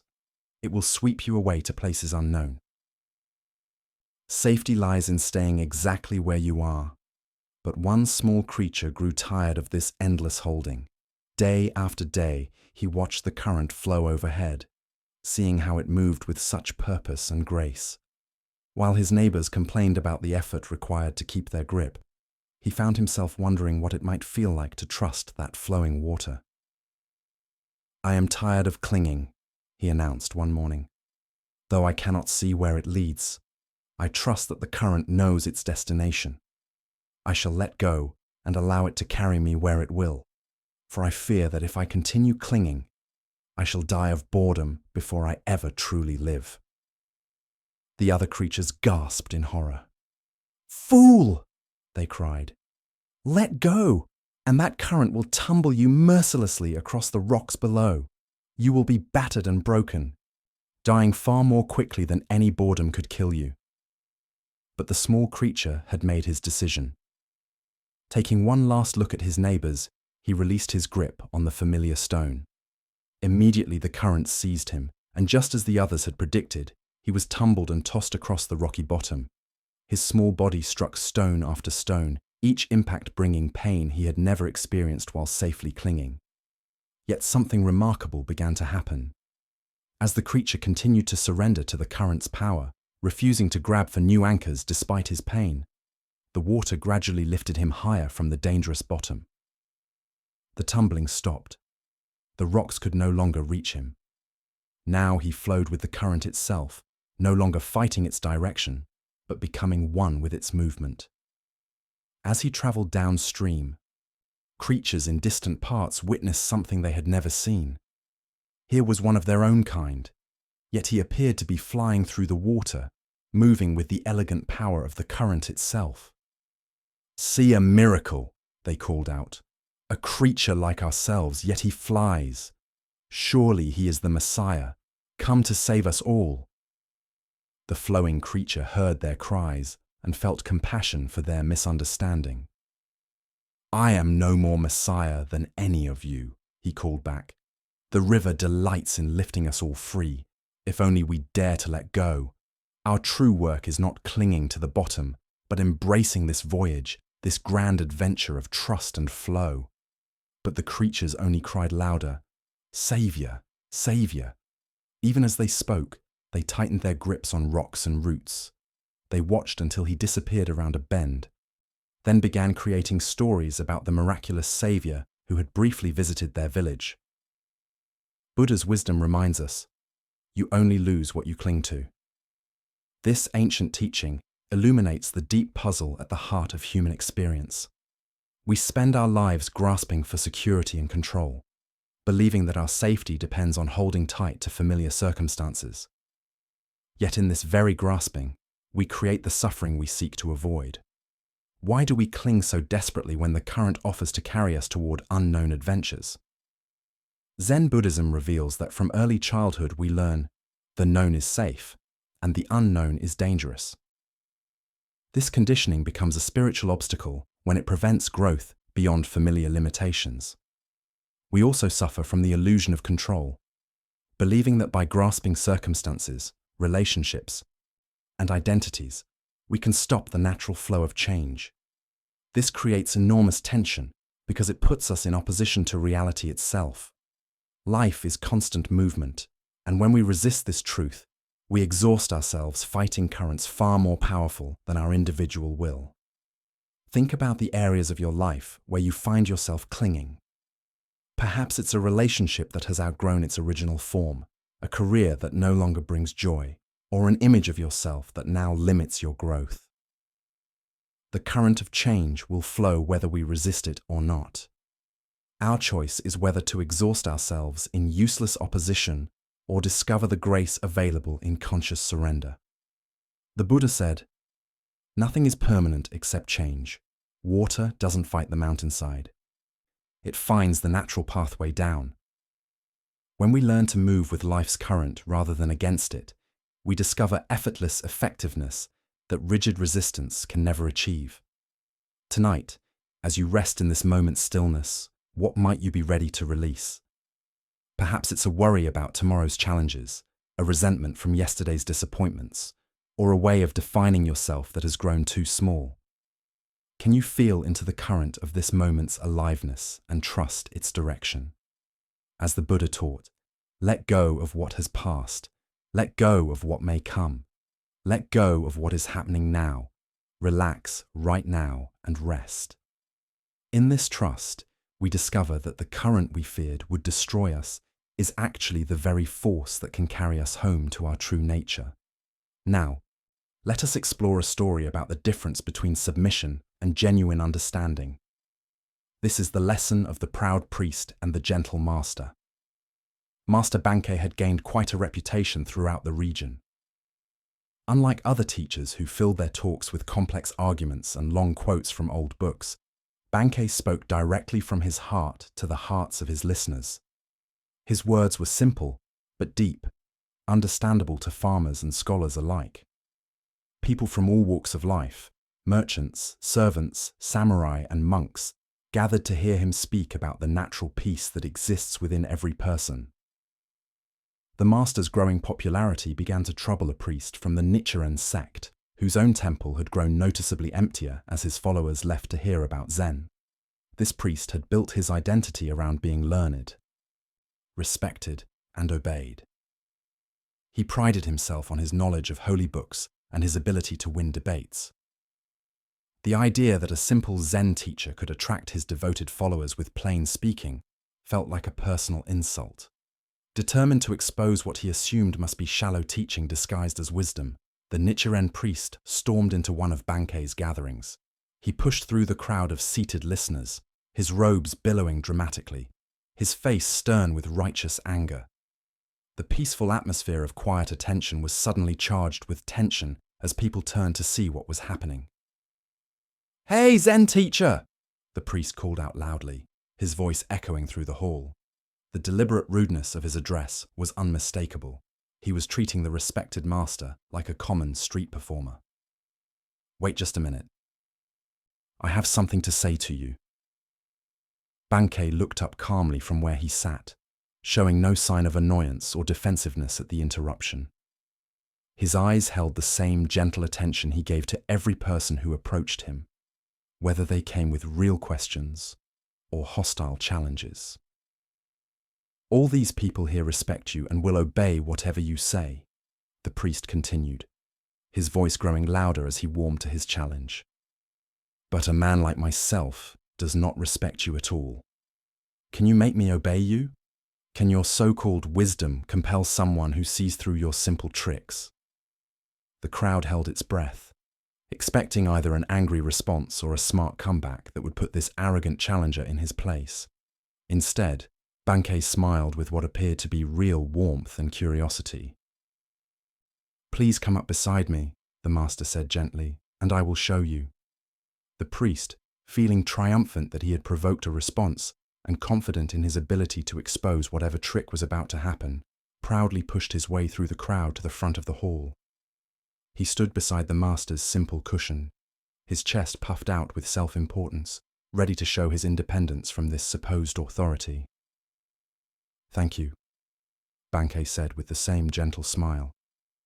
"Now we might hear each other better if you come over to my left side. Please step over here." Without thinking, the priest moved to Bankei's left side.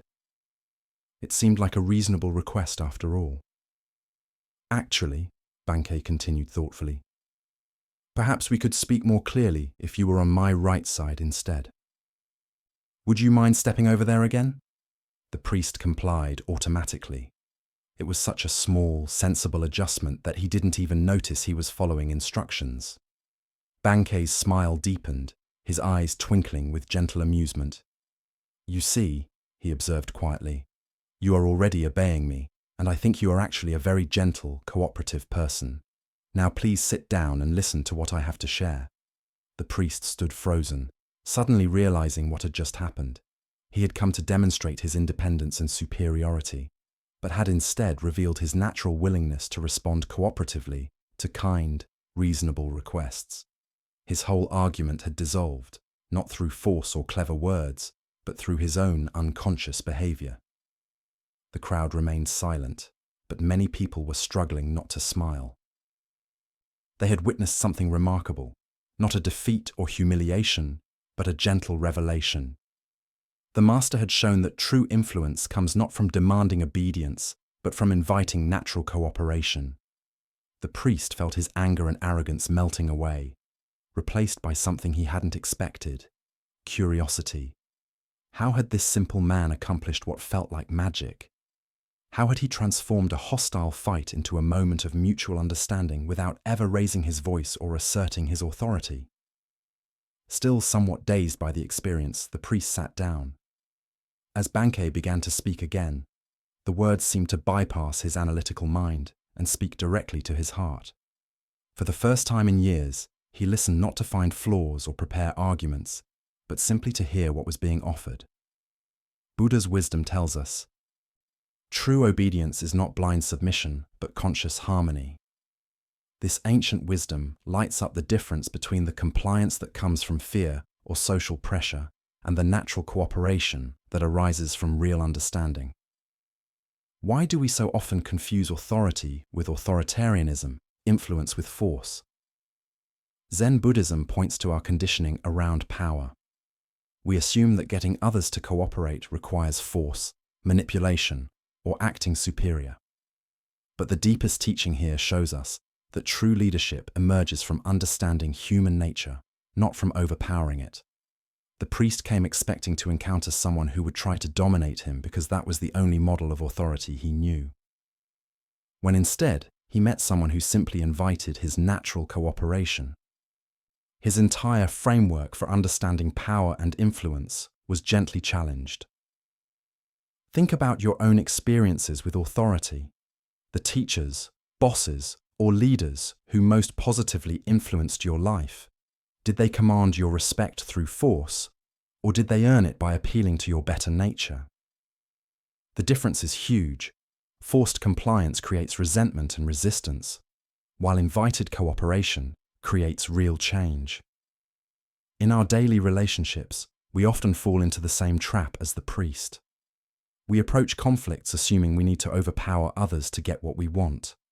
We prepare arguments, marshal our defenses, and ready ourselves for battle. But Bankei's approach suggests a different possibility. What if we assumed the best about others and invited their natural wisdom to emerge? Zen teacher Thich Nhat Hanh wrote, "When another person makes you suffer, it is because he suffers deeply within himself, and his suffering is spilling over." The priest's aggression came from his own insecurity and fear of being replaced. Bankei's genius lay in seeing past the angry surface to the suffering underneath, then responding to the suffering rather than the aggression. This doesn't mean being passive or allowing ourselves to be mistreated. Bankei maintained clear boundaries and didn't submit to the priest's demands for a debate. Instead, he redirected the energy of the encounter towards something more constructive. He transformed a potential power struggle into a teaching moment. The Buddha taught, "Hatred is never appeased by hatred in this world. By non-hatred alone is hatred appeased. This is a law eternal." This principle applies not just to obvious hatred, but to all forms of resistance and conflict. When we meet resistance with resistance, we simply create more tension. When we meet resistance with understanding, we create space for transformation. Tonight, as you consider the relationships and situations in your life where you feel the need to push your will or defend your position, can you remember the gentle master who never commanded obedience yet received complete cooperation? Can you find ways to invite others' natural wisdom rather than trying to overpower their resistance? As the Buddha observed, in separateness lies the world's greatest misery. In compassion lies the world's true strength. True authority comes not from the power to make others obey, but from the wisdom to help them discover their own desire to cooperate in creating something beautiful together. As we continue our journey through the wisdom of Zen Buddhism, let us explore a story about the most basic truth that surrounds us, yet remains invisible. This is the tale of the fish and the ocean. In the vast depths of the Pacific Ocean, where sunlight shone down through layers of blue and green and coral gardens swayed in gentle currents, a young fish swam restlessly through familiar waters. Despite being surrounded by the wonder of ocean life, schools of silver fish moving like liquid metal, sea anemones dancing in the current, and the steady pulse of waves far above, the young fish felt troubled by a persistent question.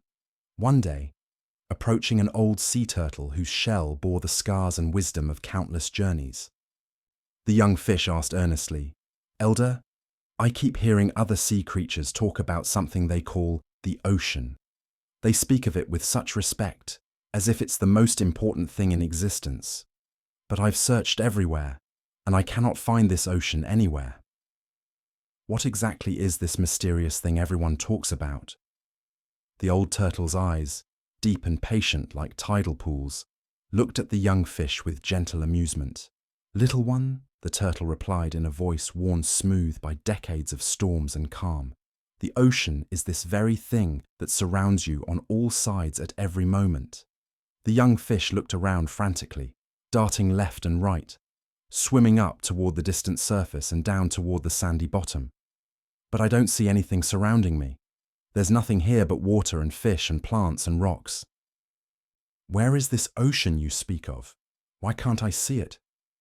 The turtle settled more comfortably on a bed of soft kelp, understanding that this was a teaching moment that required patience. "Of course you cannot see it, young friend," the turtle explained. "The ocean is both inside and outside of you. You were born in the ocean. You breathe the ocean. You are fed by the ocean. And one day you will return to the ocean. The ocean flows through your gills and around your body, just as naturally as your own scales cover your skin. It is so much a part of you that it has become invisible." The young fish paused, beginning to sense something vast and basic that had been present all along but remained unnamed. "You mean this water I swim through is the ocean?" "Yes," the turtle confirmed. "You have never been separate from it. Not for a single moment of your existence. As the Buddha observed, all conditioned things are impermanent. Strive on with awareness." This ancient wisdom lights up our relationship with the Tao, the fundamental flow of existence that is everywhere, yet remains largely unnoticed in our daily lives. What comes from this story is a deep teaching about the nature of spiritual blindness.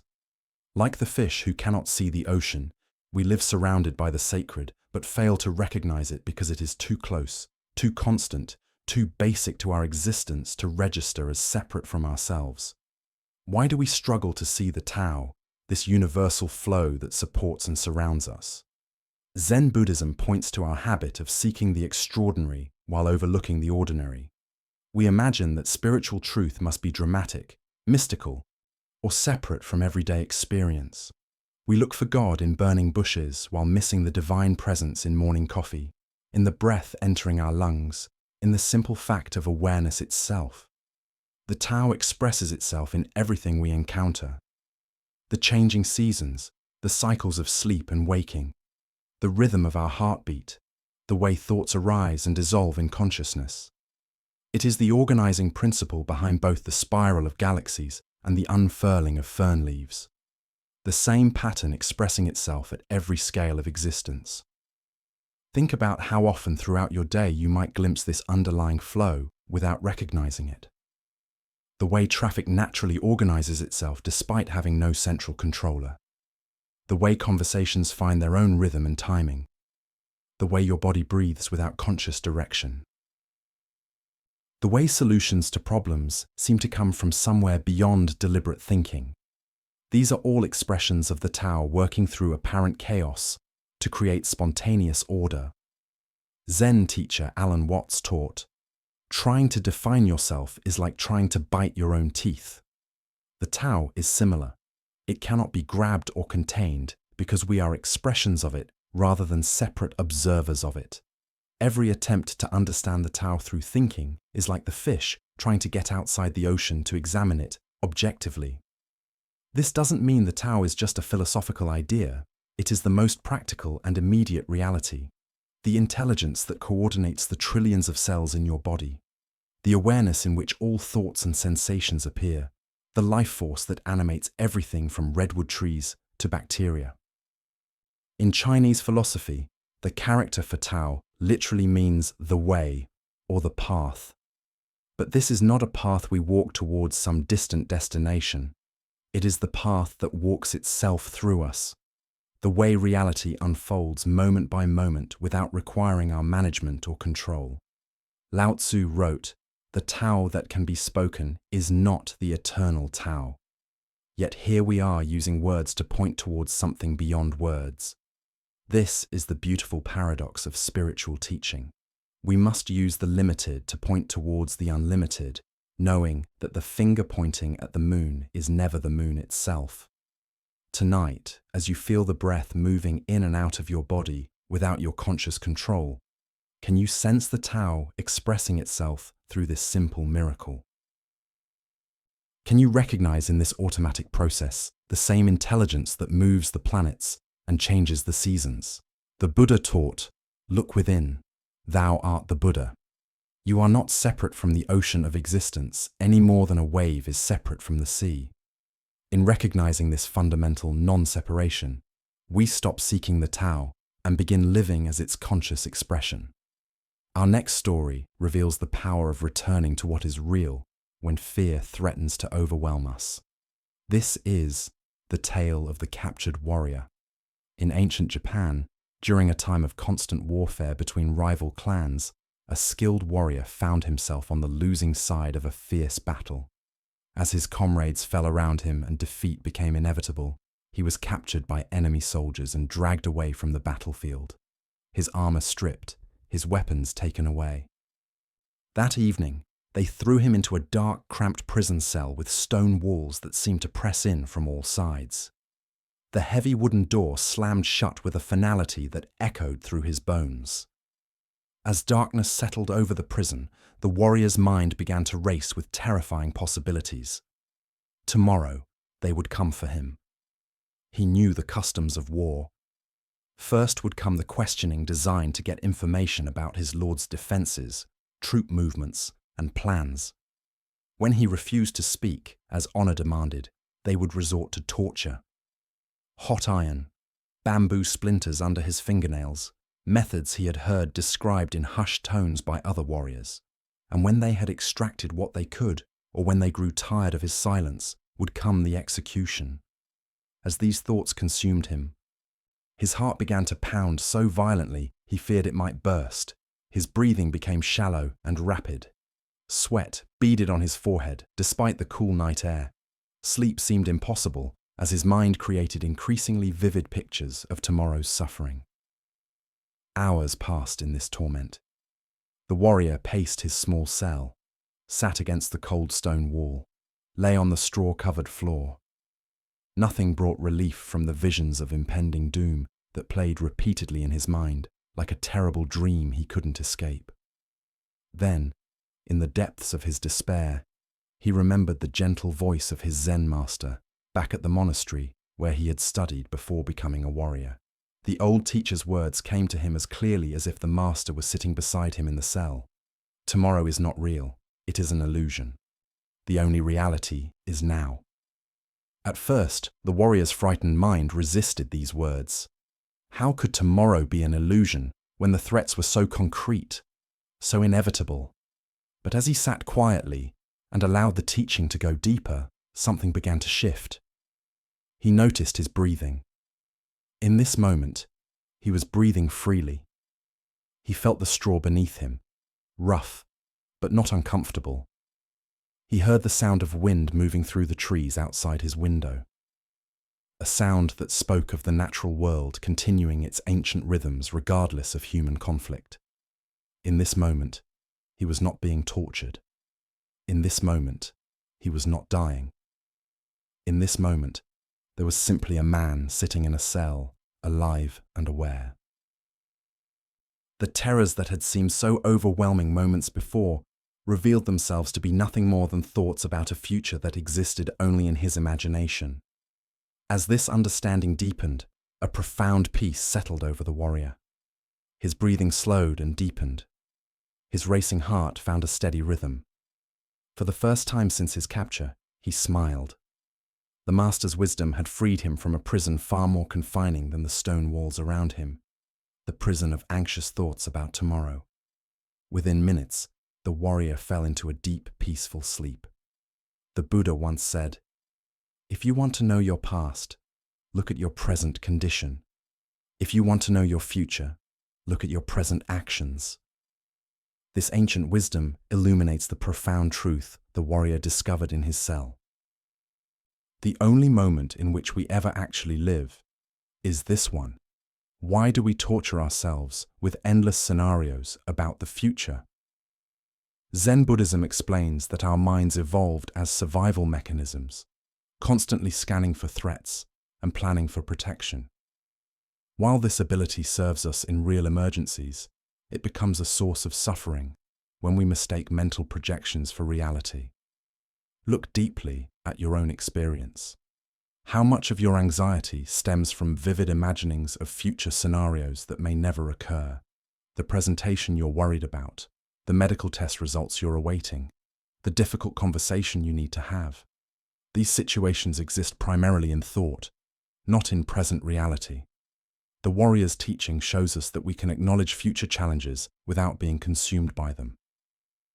Planning and preparation have their place, but when they transform into obsessive worry, they rob us of peace and clarity. As Vietnamese Zen master Thich Nhat Hanh taught, thanks to impermanence, everything is possible. The future remains unwritten, shaped by causes and conditions we cannot fully predict or control. The worried mind assumes that current difficulties will inevitably continue or worsen. But impermanence teaches us that everything changes. The warrior in his cell could not know what the next day would actually bring. Perhaps his lord's forces would mount a rescue. Perhaps his captors would show mercy. Perhaps diplomatic negotiations would secure his release. Buddha spoke of this when he said, "The past is gone, the future is not yet here, and there is only one moment for you to live." This teaching doesn't encourage us to ignore future responsibilities or avoid reasonable planning. Instead, it invites us to recognize where our attention habitually goes and to gently guide it back to the richness of present experience. In Zen practice, we cultivate what's called beginner's mind, approaching each moment with fresh awareness rather than predetermined anxiety. When we truly inhabit the present, we often discover that it contains resources for peace and clarity that worried thinking never revealed. Think about how the warrior's shift in attention transformed his entire experience. The same cell, the same uncertain future. But by returning to present moment awareness, suffering transformed into peace. This transformation is available to us in every moment of anxiety or fear.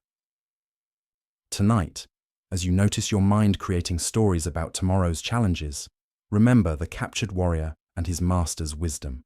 What is actually happening right now? What simple experiences, breathing, sitting, the temperature of the air, are available to anchor you in reality rather than imagination? As the Buddha taught, do not dwell in the past. Do not dream of the future. Concentrate the mind on the present moment. In this teaching lies the key to the warrior's prison and our own. Now let us explore a story about the nature of genuine assistance and the goal of true teaching. This is the encounter between the psychiatrist and the Zen master. At a gathering of professionals and spiritual teachers, a psychiatrist found himself in conversation with a famous Zen master.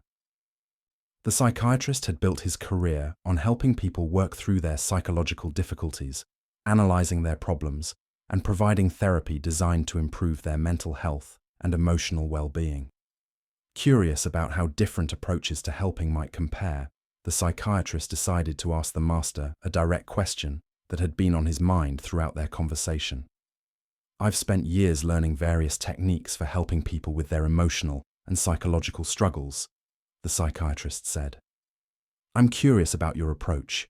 Exactly how do you help people?"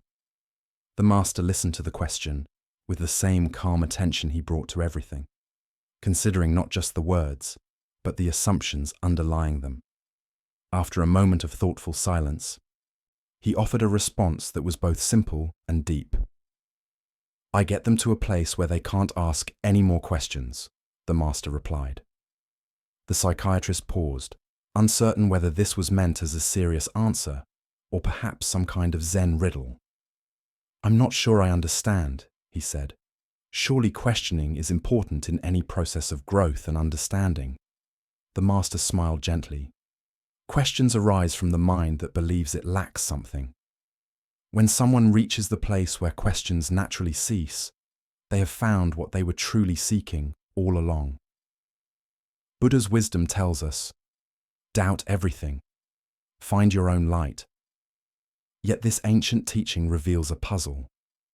True finding comes not through endless questioning, but through arriving at a completeness where questions become unnecessary. Why do we assume that helping people means providing answers to their questions, when the deepest healing might involve dissolving the questioner itself? Zen Buddhism points to the possibility that many of our problems exist only because we continue to ask the questions that create and maintain them.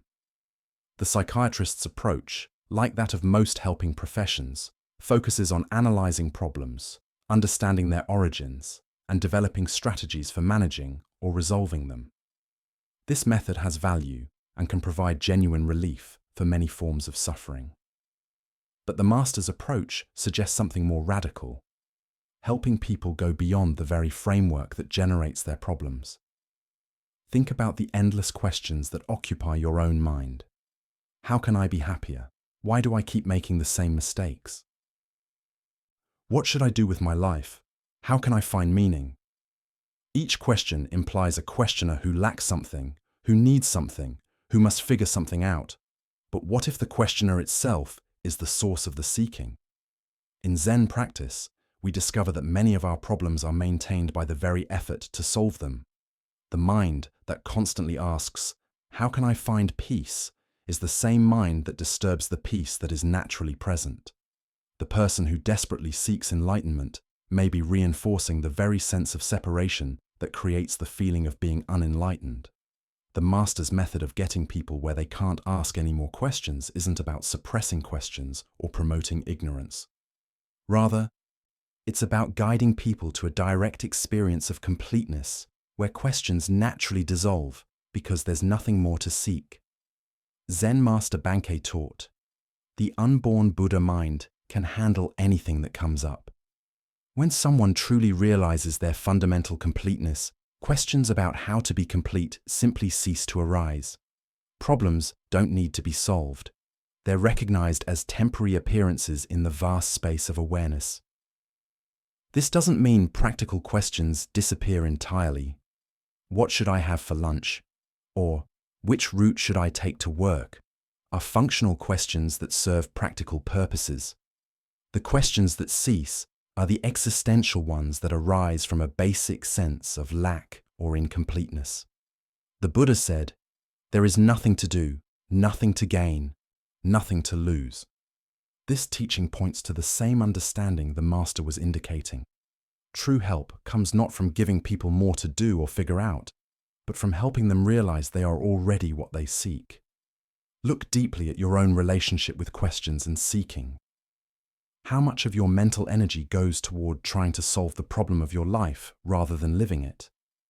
What would remain if you stopped asking the questions that assume something is fundamentally wrong or missing? The psychiatrist helps by analyzing and providing tools. The master helps by pointing to what needs no analysis or improvement. Both approaches can serve, but the master's method aims for the root rather than the branches, dissolving the seeker rather than satisfying the seeking. Tonight, as you notice the questions that typically occupy your mind, can you sense what lies beneath them? Can you find the space of awareness that exists prior to all questions? The completeness that needs no answers because it lacks nothing. As the Buddha observed, peace comes from within. Do not seek it without. The deepest help we can receive or offer others is the recognition that what we seek has never been absent. Questions cease, not because they've been answered, but because the one who was asking them discovers there was never actually anything to ask about. Now let us experience a Zen story about the unexpected nature of enlightenment. This is the Kitchen Monk's realization. In the serene mountains surrounding Lake Hakone stood a great monastery known throughout Japan for its rigorous practice and deep wisdom. Among the monks lived a humble man named Ichi, whose life would teach us about the profound difference between seeking and finding. For 55 years, Ichi had worked faithfully in the monastery kitchen. While other monks sat in formal meditation or engaged in scholarly debates, Ichi chopped vegetables, tended fires, and prepared meals with quiet dedication. His hands had grown permanently stained, his back bent from years of service. Yet he approached each task with careful attention. But Ichi carried a heavy burden. Since his earliest days, he had been assigned a kwan, one of those paradoxical questions that Zen masters used to crack open the thinking mind. His was the famous puzzle. What is the sound of one hand clapping? Day after day, year after year, he wrestled with this question, trying to solve it through logic, intuition, every approach his mind could devise. As decades passed, Ichi began to see himself as a failure. While other monks seemed to progress, receiving new koans or achieving insights their teachers acknowledged, Ichi remained stuck with his unsolved puzzle. He watched younger monks arrive and eventually surpass him in status and recognition. 55 years, he would whisper while stirring soup. 55 years and still I cannot hear what one hand sounds like when it claps. The question haunted him through every chore, every quiet moment, every season of his long service. Now, as his body grew frail, Ichi knew his time was approaching its end. He had been moved to a small attic room where he could rest away from daily bustle. As he lay there in the gathering twilight of his life, something unexpected began to happen. Gradually, the familiar weight of striving began to lift from his chest. The desperate need to solve his koan, the shame of perceived failure, the constant reaching for enlightenment, all of it slowly dissolved like mist at sunrise. Gone was the fierce desire for awakening that had driven him for decades. In place of all that seeking, Ichi discovered something he had never expected, a profound peace that seemed to cradle his entire being. The soft darkness felt not like defeat, but like the gentlest embrace. His breathing slowed, and with it the churning of thoughts that had occupied his mind for so many years.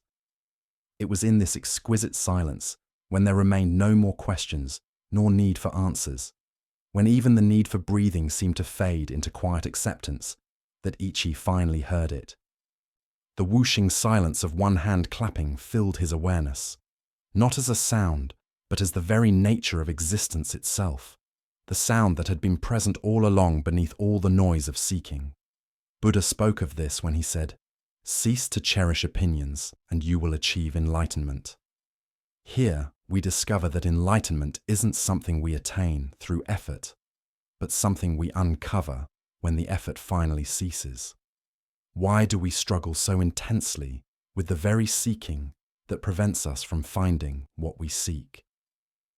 The mind creates a basic split between the seeker and the sought, keeping us perpetually reaching for something we imagine exists elsewhere in some future moment when we'll finally get it.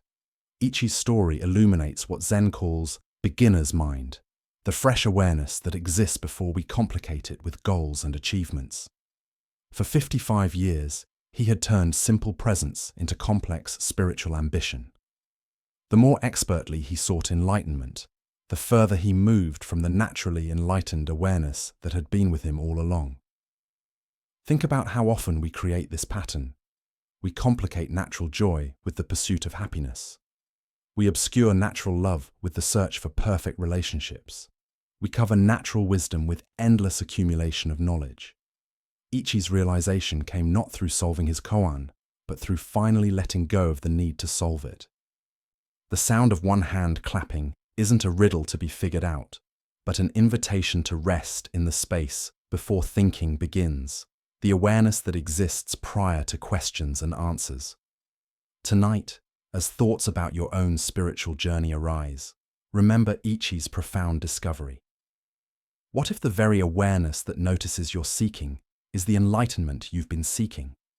The sound of one hand clapping might be closer than you think, in the very listening that hears all sounds, including silence. As the Buddha taught, peace comes from within. Do not seek it without. Sometimes the greatest achievement is the willingness to stop achieving and simply rest in what has always been present. Now let us explore a story about the power of belief and the destiny we create through faith itself. This is the tale of the general and the coin that revealed truth. A Japanese general faced an impossible situation. His army was greatly outnumbered by enemy forces. The terrain favored his opponents, and by every conventional measure of military strategy, the coming battle should result in devastating defeat. Yet something deep within him remained convinced that victory was possible. Perhaps it was intuition. Perhaps it was desperate hope. But he felt certain that his cause was just, and his troops, though fewer in number, possessed a fighting spirit that could overcome the odds. The problem was his soldiers. They could count as well as he could, and they had eyes to see the massive force arrayed against them. Fear rippled through their ranks like a sickness. Doubt clouded their faces. Whispered conversations filled with negativity spread through the camp, and the general could sense that their morale was crumbling before the battle had even begun. He knew that an army convinced of its own defeat would indeed be defeated, regardless of any other factors. Technical skill, superior weapons, even numerical advantage means nothing when soldiers have already surrendered in their hearts. But an army that truly believed in its victory could accomplish seemingly impossible things through the sheer force of that conviction. On the morning of the battle, as they marched toward their destiny, the general led his troops to a small religious shrine that stood beside the road. This was a place where countless warriors had stopped over the centuries to pray before facing uncertain fate. The general gathered his men around him and led them in earnest prayer, asking for divine blessing and protection in the coming fight. When the prayers were finished, the general reached into his pocket and withdrew a simple coin. He held it high so that every soldier could see it clearly. "My brothers," he called out, his voice carrying across the assembled ranks. "We have prayed, and now we will let heaven itself reveal our destiny. I will toss this coin into the air. If it lands heads, we are fated to win this battle. If it lands tails, we are destined to lose. Let us discover what the gods have decided for us." The soldiers pressed closer, their breathing shallow with anticipation. Everything seemed to depend on this single moment, this one flip of metal spinning through the morning air.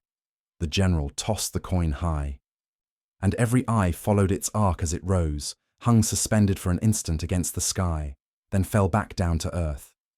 The coin landed and lay still in the dust. It was heads. A cheer erupted from the troops that could probably be heard for miles. Soldiers who had been grim and fearful moments before now laughed with joy and embraced each other with renewed confidence. The gods had spoken. Victory was assured. Their cause was blessed by heaven itself. Filled with this divine confidence, the soldiers attacked their enemies with such fierce determination and coordinated power that they achieved exactly what the coin had predicted. Against all odds, they won a decisive victory, defeating forces much larger than their own and securing a triumph that would be remembered for generations.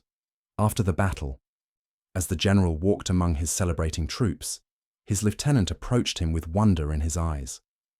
"General," the lieutenant said, "what an incredible thing. The coin revealed our true destiny, just as you said it would. Surely no human power can change what heaven has decreed." "You are absolutely right," the general replied with a knowing smile. He reached into his pocket and withdrew the coin, holding it so his lieutenant could examine it closely. "No one can change destiny." The lieutenant looked at the coin and gasped. Both sides showed heads. The Buddha once said, "All that we are is the result of what we have thought. The mind is everything. What we think, we become." Here we discover the profound truth that destiny is not something that happens to us, but something we create through the power of our own beliefs and expectations. Why do we so readily assume that fate is beyond our influence when our own minds play such a crucial role in shaping what unfolds? Zen Buddhism teaches that while we cannot control all external circumstances, we have tremendous power over the internal conditions that determine how we respond to whatever arises. The general understood something profound about human psychology and the nature of reality itself.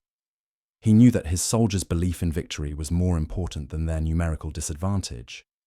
He recognized that confidence, determination, and fighting spirit could overcome superior numbers when those qualities were genuinely present. But here's the deeper teaching. The general didn't simply manipulate his troops through deception. He created the conditions that allowed their natural courage and strength to emerge. The soldiers possessed the ability to fight brilliantly all along. They simply needed to believe in themselves and their cause. Think about your own relationship with destiny and possibility. How often do you assume that outcomes are predetermined, that success or failure is beyond your influence? The general's two-headed coin represents the power we all possess to tip the scales in favor of positive outcomes through the quality of our engagement with life. This doesn't mean we can control everything through positive thinking, or that believing in something makes it automatically true. The soldiers still had to fight the battle. They still had to demonstrate actual skill and courage, but their belief in victory created the psychological conditions that allowed their best qualities to manifest. In Zen practice, we learn to work skillfully with both effort and surrender, both intention and acceptance. We recognize that while we cannot dictate specific outcomes, we can profoundly influence the energy and attention we bring to any situation. This quality of engagement often determines whether we experience success or failure regardless of external circumstances. Zen master Huang Po taught, "The foolish reject what they see, not what they think. The wise reject what they think, not what they see." The general was wise enough to see that his soldiers' thoughts about the battle were more influential than their thoughts about their numerical disadvantage. He worked with the reality of psychology rather than fighting against it. Look deeply at the various challenges and opportunities in your own life. Where might you be carrying a tails mentality, assuming defeat before you fully engage, focusing on obstacles rather than possibilities, letting fear determine your level of effort? And where might you need to create your own two-headed coin? A practice or perspective that consistently orients you toward positive engagement regardless of circumstances. The Buddha taught, "We are what we think. All that we are arises with our thoughts. With our thoughts, we make the world." This isn't magical thinking, but recognition of the creative power of consciousness itself. When we approach situations with genuine confidence, clarity, and commitment, we often discover capabilities we didn't know we possessed. Tonight, as you consider the battles you're facing and the outcomes you're hoping for, can you find your own version of the general's wisdom? Can you create internal conditions that support your highest possibilities rather than your deepest fears? Can you recognize that while you cannot control destiny, you have profound influence over the beliefs and attitudes that shape how destiny unfolds through you? Buddha's wisdom reminds us, thousands of candles can be lighted from a single candle, and the life of the candle will not be shortened. Happiness never decreases by being shared. The general's confidence lit the flame of belief in every soldier's heart. Sometimes, the most powerful thing we can do is create the conditions that allow others and ourselves to discover the strength that was there all along. Let us now turn to a story about the relationship between outer circumstances and inner cultivation. This is the tale of the horse and the mind. In a remote mountain region, where execution grounds served as sobering reminders of death, Zen master Bankei sought to test the depth of his spiritual realization. For several nights, he sat in meditation beneath a wooden cross, using the closeness of death to penetrate more deeply into the nature of existence. After completing this intense retreat, Bankei made his way to a nearby area where he could rest. He found a peaceful spot on a bank surrounding a horse corral, where he lay down to continue his contemplation under the open sky. As he rested there, absorbed in profound silence, a harsh sound shattered his peace. From within the corral came the violent sounds of a warrior brutally beating his horse. The animal's cries mixed with the sharp crack of a whip and angry shouts of a man losing control. Master Bankei observed this scene with growing concern. The warrior was clearly frustrated, taking out his inner turmoil on the innocent animal. Each blow seemed to make the horse more agitated rather than more compliant, creating a vicious cycle of violence and resistance. Unable to remain silent, Bankei called out from his position. This time, something in the master's tone penetrated the warrior's rage. The man stopped his beating, climbed down from his horse, and approached the bank. As he drew closer, his expression changed. There was something about this stranger that commanded respect, a quality of presence that spoke of deep inner development. "You are yelling at me," the warrior said. his voice still carrying traces of anger, but now mixed with curiosity. "Do you have something to tell me?" Bankei looked at the man with compassion, seeing not an enemy but someone caught in the same cycles of frustration that trap us all. His response was simple yet profound. "Rather than beat your horse for being unruly, why not chastise yourself and train your own mind, right?" The words hung in the air between them, like a bridge connecting two very different approaches to dealing with difficulty. The warrior had been trying to solve his problem through external force and control.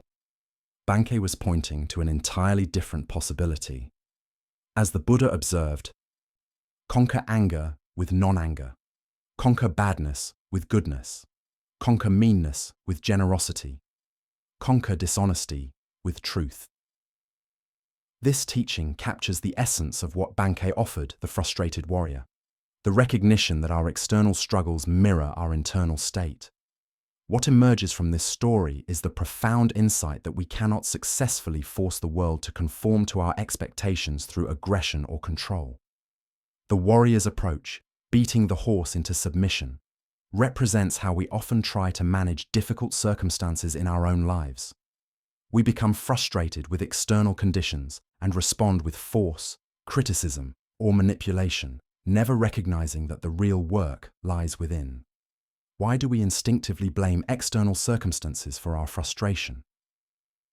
Buddhist psychology explains that the untrained mind seeks to maintain its comfort by controlling its environment rather than developing the flexibility to respond skillfully to whatever arises. This creates what Zen calls pushing the river, exhausting ourselves trying to force reality to match our preferences. Think about how this pattern manifests in daily life. The computer that crashes during an important project becomes the target of our anger, when the real issue is our attachment to having technology work perfectly. The traffic jam that makes us late triggers road rage, when the actual problem is our expectation that travel should always be smooth. The family member who doesn't respond to our advice becomes the focus of our frustration, when the deeper issue is our need to control others' choices. In each case, we're like the warrior beating the horse, applying force to external circumstances while ignoring the internal conditions that create our suffering. The horse represents the uncontrollable aspects of life, other people's behavior, natural events, technological failures, and the inherent unpredictability of existence. Zen teacher Pema Chodron writes, "You are the sky, everything else is just the weather." This points to the same truth Bankei offered the warrior. Instead of trying to control the weather of external circumstances, we can develop the spacious awareness that remains calm regardless of conditions. The real training involves learning to work with our own minds rather than trying to force compliance from the world around us. This doesn't mean becoming passive or accepting harmful situations, but rather approaching challenges from a place of inner stability rather than reactive frustration. Buddhist practice offers specific techniques for this internal training. Mindfulness meditation teaches us to observe our reactive patterns without being swept away by them. Loving-kindness practice develops compassion for ourselves and others when things don't go as planned. Contemplation of impermanence helps us accept the changeable nature of all conditions. Tonight, as you encounter the inevitable frustrations of daily life, can you remember Bankei's teaching? When you find yourself wanting to beat the horse of difficult circumstances, can you pause and ask, what would it mean to train my own mind instead? Buddha's wisdom teaches us, hatred is never appeased by hatred in this world. By non-hatred alone is hatred appeased. This is a law eternal. The path to peace lies not in conquering external conditions, but in cultivating the inner qualities that remain stable regardless of what the world presents. Let us continue on our journey with a teaching about the dangerous gap between understanding ideas and actually living them. This is the story of the one-eyed monk and the silent debate. In ancient China, when traveling monks wandered from monastery to monastery, seeking teachings and testing their understanding, a particular custom had developed among Zen communities. Before a wandering monk could receive lodging for the night, he had to engage in what was called Dharma combat with either the abbot or a designated representative. This wasn't physical fighting, but a contest of spiritual wit and understanding, where profound questions and puzzling answers revealed the depth of each participant's realization. At one famous monastery, nestled in bamboo forests, a travel-worn monk arrived as evening shadows began to lengthen across the courtyards. His robes were dusty from mountain paths, his straw sandals worn thin, but his eyes carried the alert brightness of someone genuinely seeking deeper understanding. The abbot, busy with evening duties, assigned his personal attendant to conduct the traditional Dharma encounter.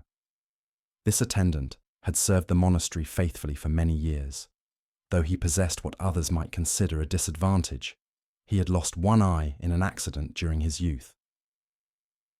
Despite this physical limitation, or perhaps because of the clarity it had brought to his inner vision, he had developed profound insight into the Buddha's teachings. When the two monks met in the monastery's formal reception hall, the traveling monk proposed something unusual. "Let us engage in silent debate," he suggested, gesturing with his hands to indicate they would communicate through gestures alone rather than words. Sometimes the deepest truths go beyond language altogether. The attendant nodded agreement, and they began their wordless exchange. The traveller raised one finger toward the ceiling, holding it steady with an expression of calm confidence. Without hesitation, the attendant responded by raising two fingers. The travelling monk, seeming pleased by this response, then raised 3 fingers. At this, the attendant surprised him by making a tight fist and holding it firmly in the space between them. The travelling monk's confident expression faltered. For a moment, he stared at the clenched fist, his face showing confusion and something approaching alarm. Then, without attempting any further gestures, he bowed quickly and left the hall. Soon afterward, he found the abbot and spoke with obvious respect and disappointment. "Venerable sir, your representative is far too advanced for me. I must continue my journey rather than presume to stay in your monastery tonight." The abbot raised his eyebrows with interest. "Please tell me what transpired in your exchange."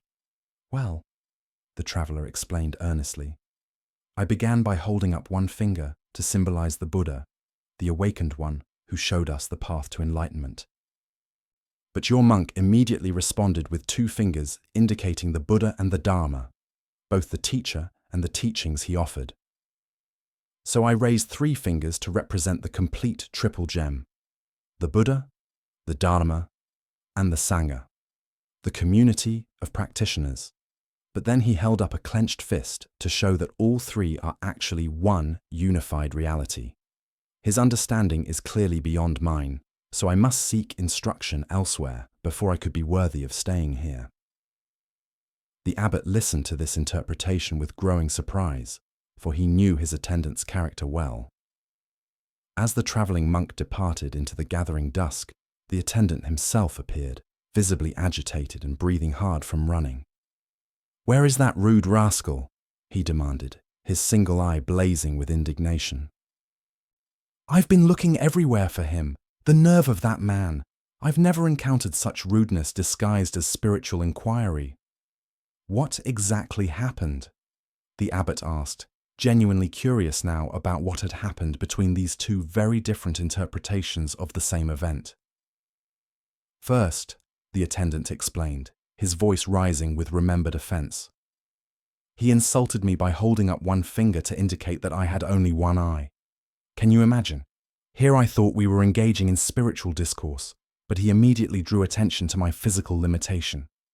Determined to remain polite despite such rudeness, I held up 2 fingers to acknowledge that he was blessed with 2 eyes. I was trying to show that I bore him no ill will for his thoughtless comment." The attendant paused to catch his breath, his agitation increasing as he continued. But the scoundrel wasn't satisfied with that insult. Next, he held up 3 fingers to rub it in further, indicating that between the 2 of us, there were only 3 eyes total. He was deliberately emphasizing our difference, making sure I couldn't forget my disability. That's when I'd had enough. I made a fist because I was about to hit him for his persistent rudeness. But the coward saw what was coming and ran off before I could teach him proper manners. The abbot stood in stunned silence, contemplating this remarkable demonstration of how two people could participate in identical events while inhabiting completely different realities. The Buddha taught, "We see the world not as it is, but as we are." This profound truth reveals itself in the complete misunderstanding between our two monks, each of whom experienced the exact same gestures while living in entirely different interpretations of reality. Why do we so often project our own concerns, insecurities, and assumptions onto neutral situations? Zen Buddhism points to what it calls the 8 worldly winds: praise and blame, pleasure and pain, gain and loss, fame and disgrace. These psychological forces create internal weather systems that color our perception of everything around us. The attendant's sensitivity about his missing eye created a filter through which every gesture became a personal attack. His past experiences of being judged or pitied for his appearance had created such a strong interpretive framework that he couldn't perceive any other possible meaning in the traveler's hand signals. Similarly, the traveling monk's spiritual preoccupations caused him to see profound Dharma teachings in what were actually expressions of wounded feelings and growing anger. His framework of seeking enlightened instruction made him interpret increasingly aggressive gestures as increasingly sophisticated wisdom. Look deeply at your own patterns of interpretation. How often do your current worries, past hurts, or persistent hopes cause you to misread situations completely? Perhaps someone's distracted behavior becomes evidence they don't like you when they're actually concerned about a family member's health. Maybe a colleague's helpful suggestion feels like criticism because you're insecure about your performance. This ancient wisdom illuminates how our internal state creates our external experience. Both monks were sincere in their perceptions, yet both were fundamentally mistaken about what was actually happening. Neither was lying or deliberately misinterpreting. They were simply seeing through the lens of their own psychological conditioning. The story points us toward a crucial question.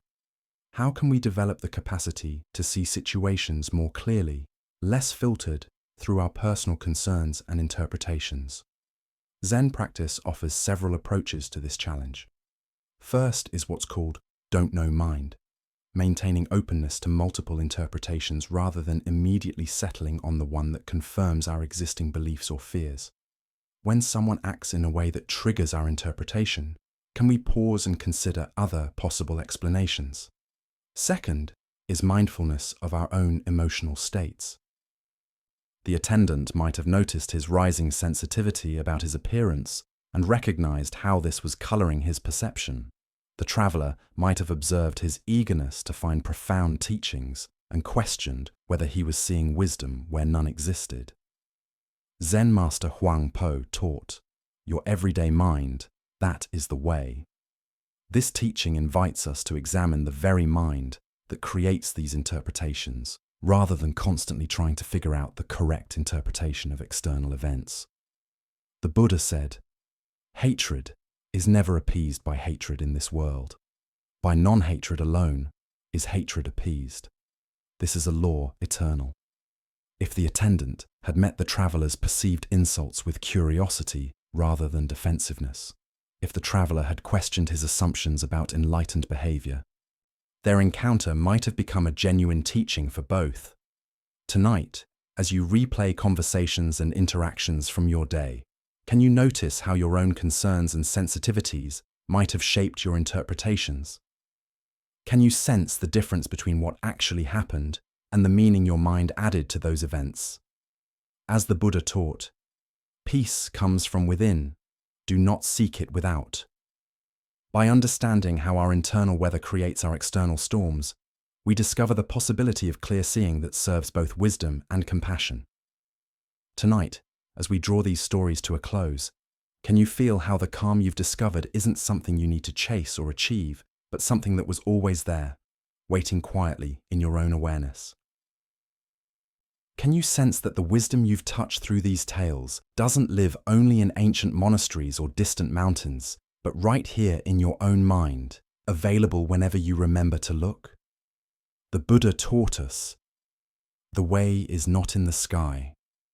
The way is in the heart.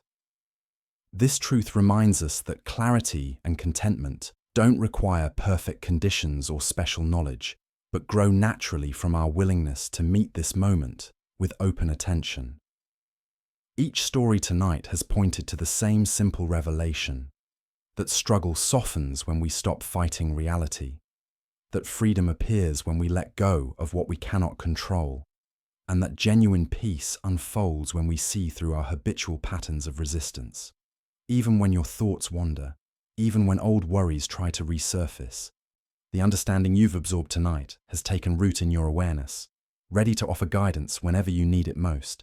These aren't just stories to remember, but invitations to live differently, to respond rather than react, to find stillness in the midst of whatever comes.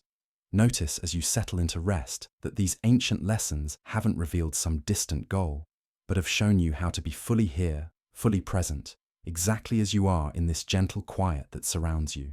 Now, can you feel how your breathing has deepened, how your body has relaxed, and how your mind has found its natural rhythm? As you carry this peace with you into tomorrow and beyond, remember that you take with you not just the stories themselves, but the deeper understanding they've awakened in your own experience. May this quiet confidence stay with you, supporting you through whatever challenges or joys lie ahead. Sleep well, and thank you for joining us on this journey. May you rest peacefully, waking refreshed and carrying these timeless teachings into the light of a new day.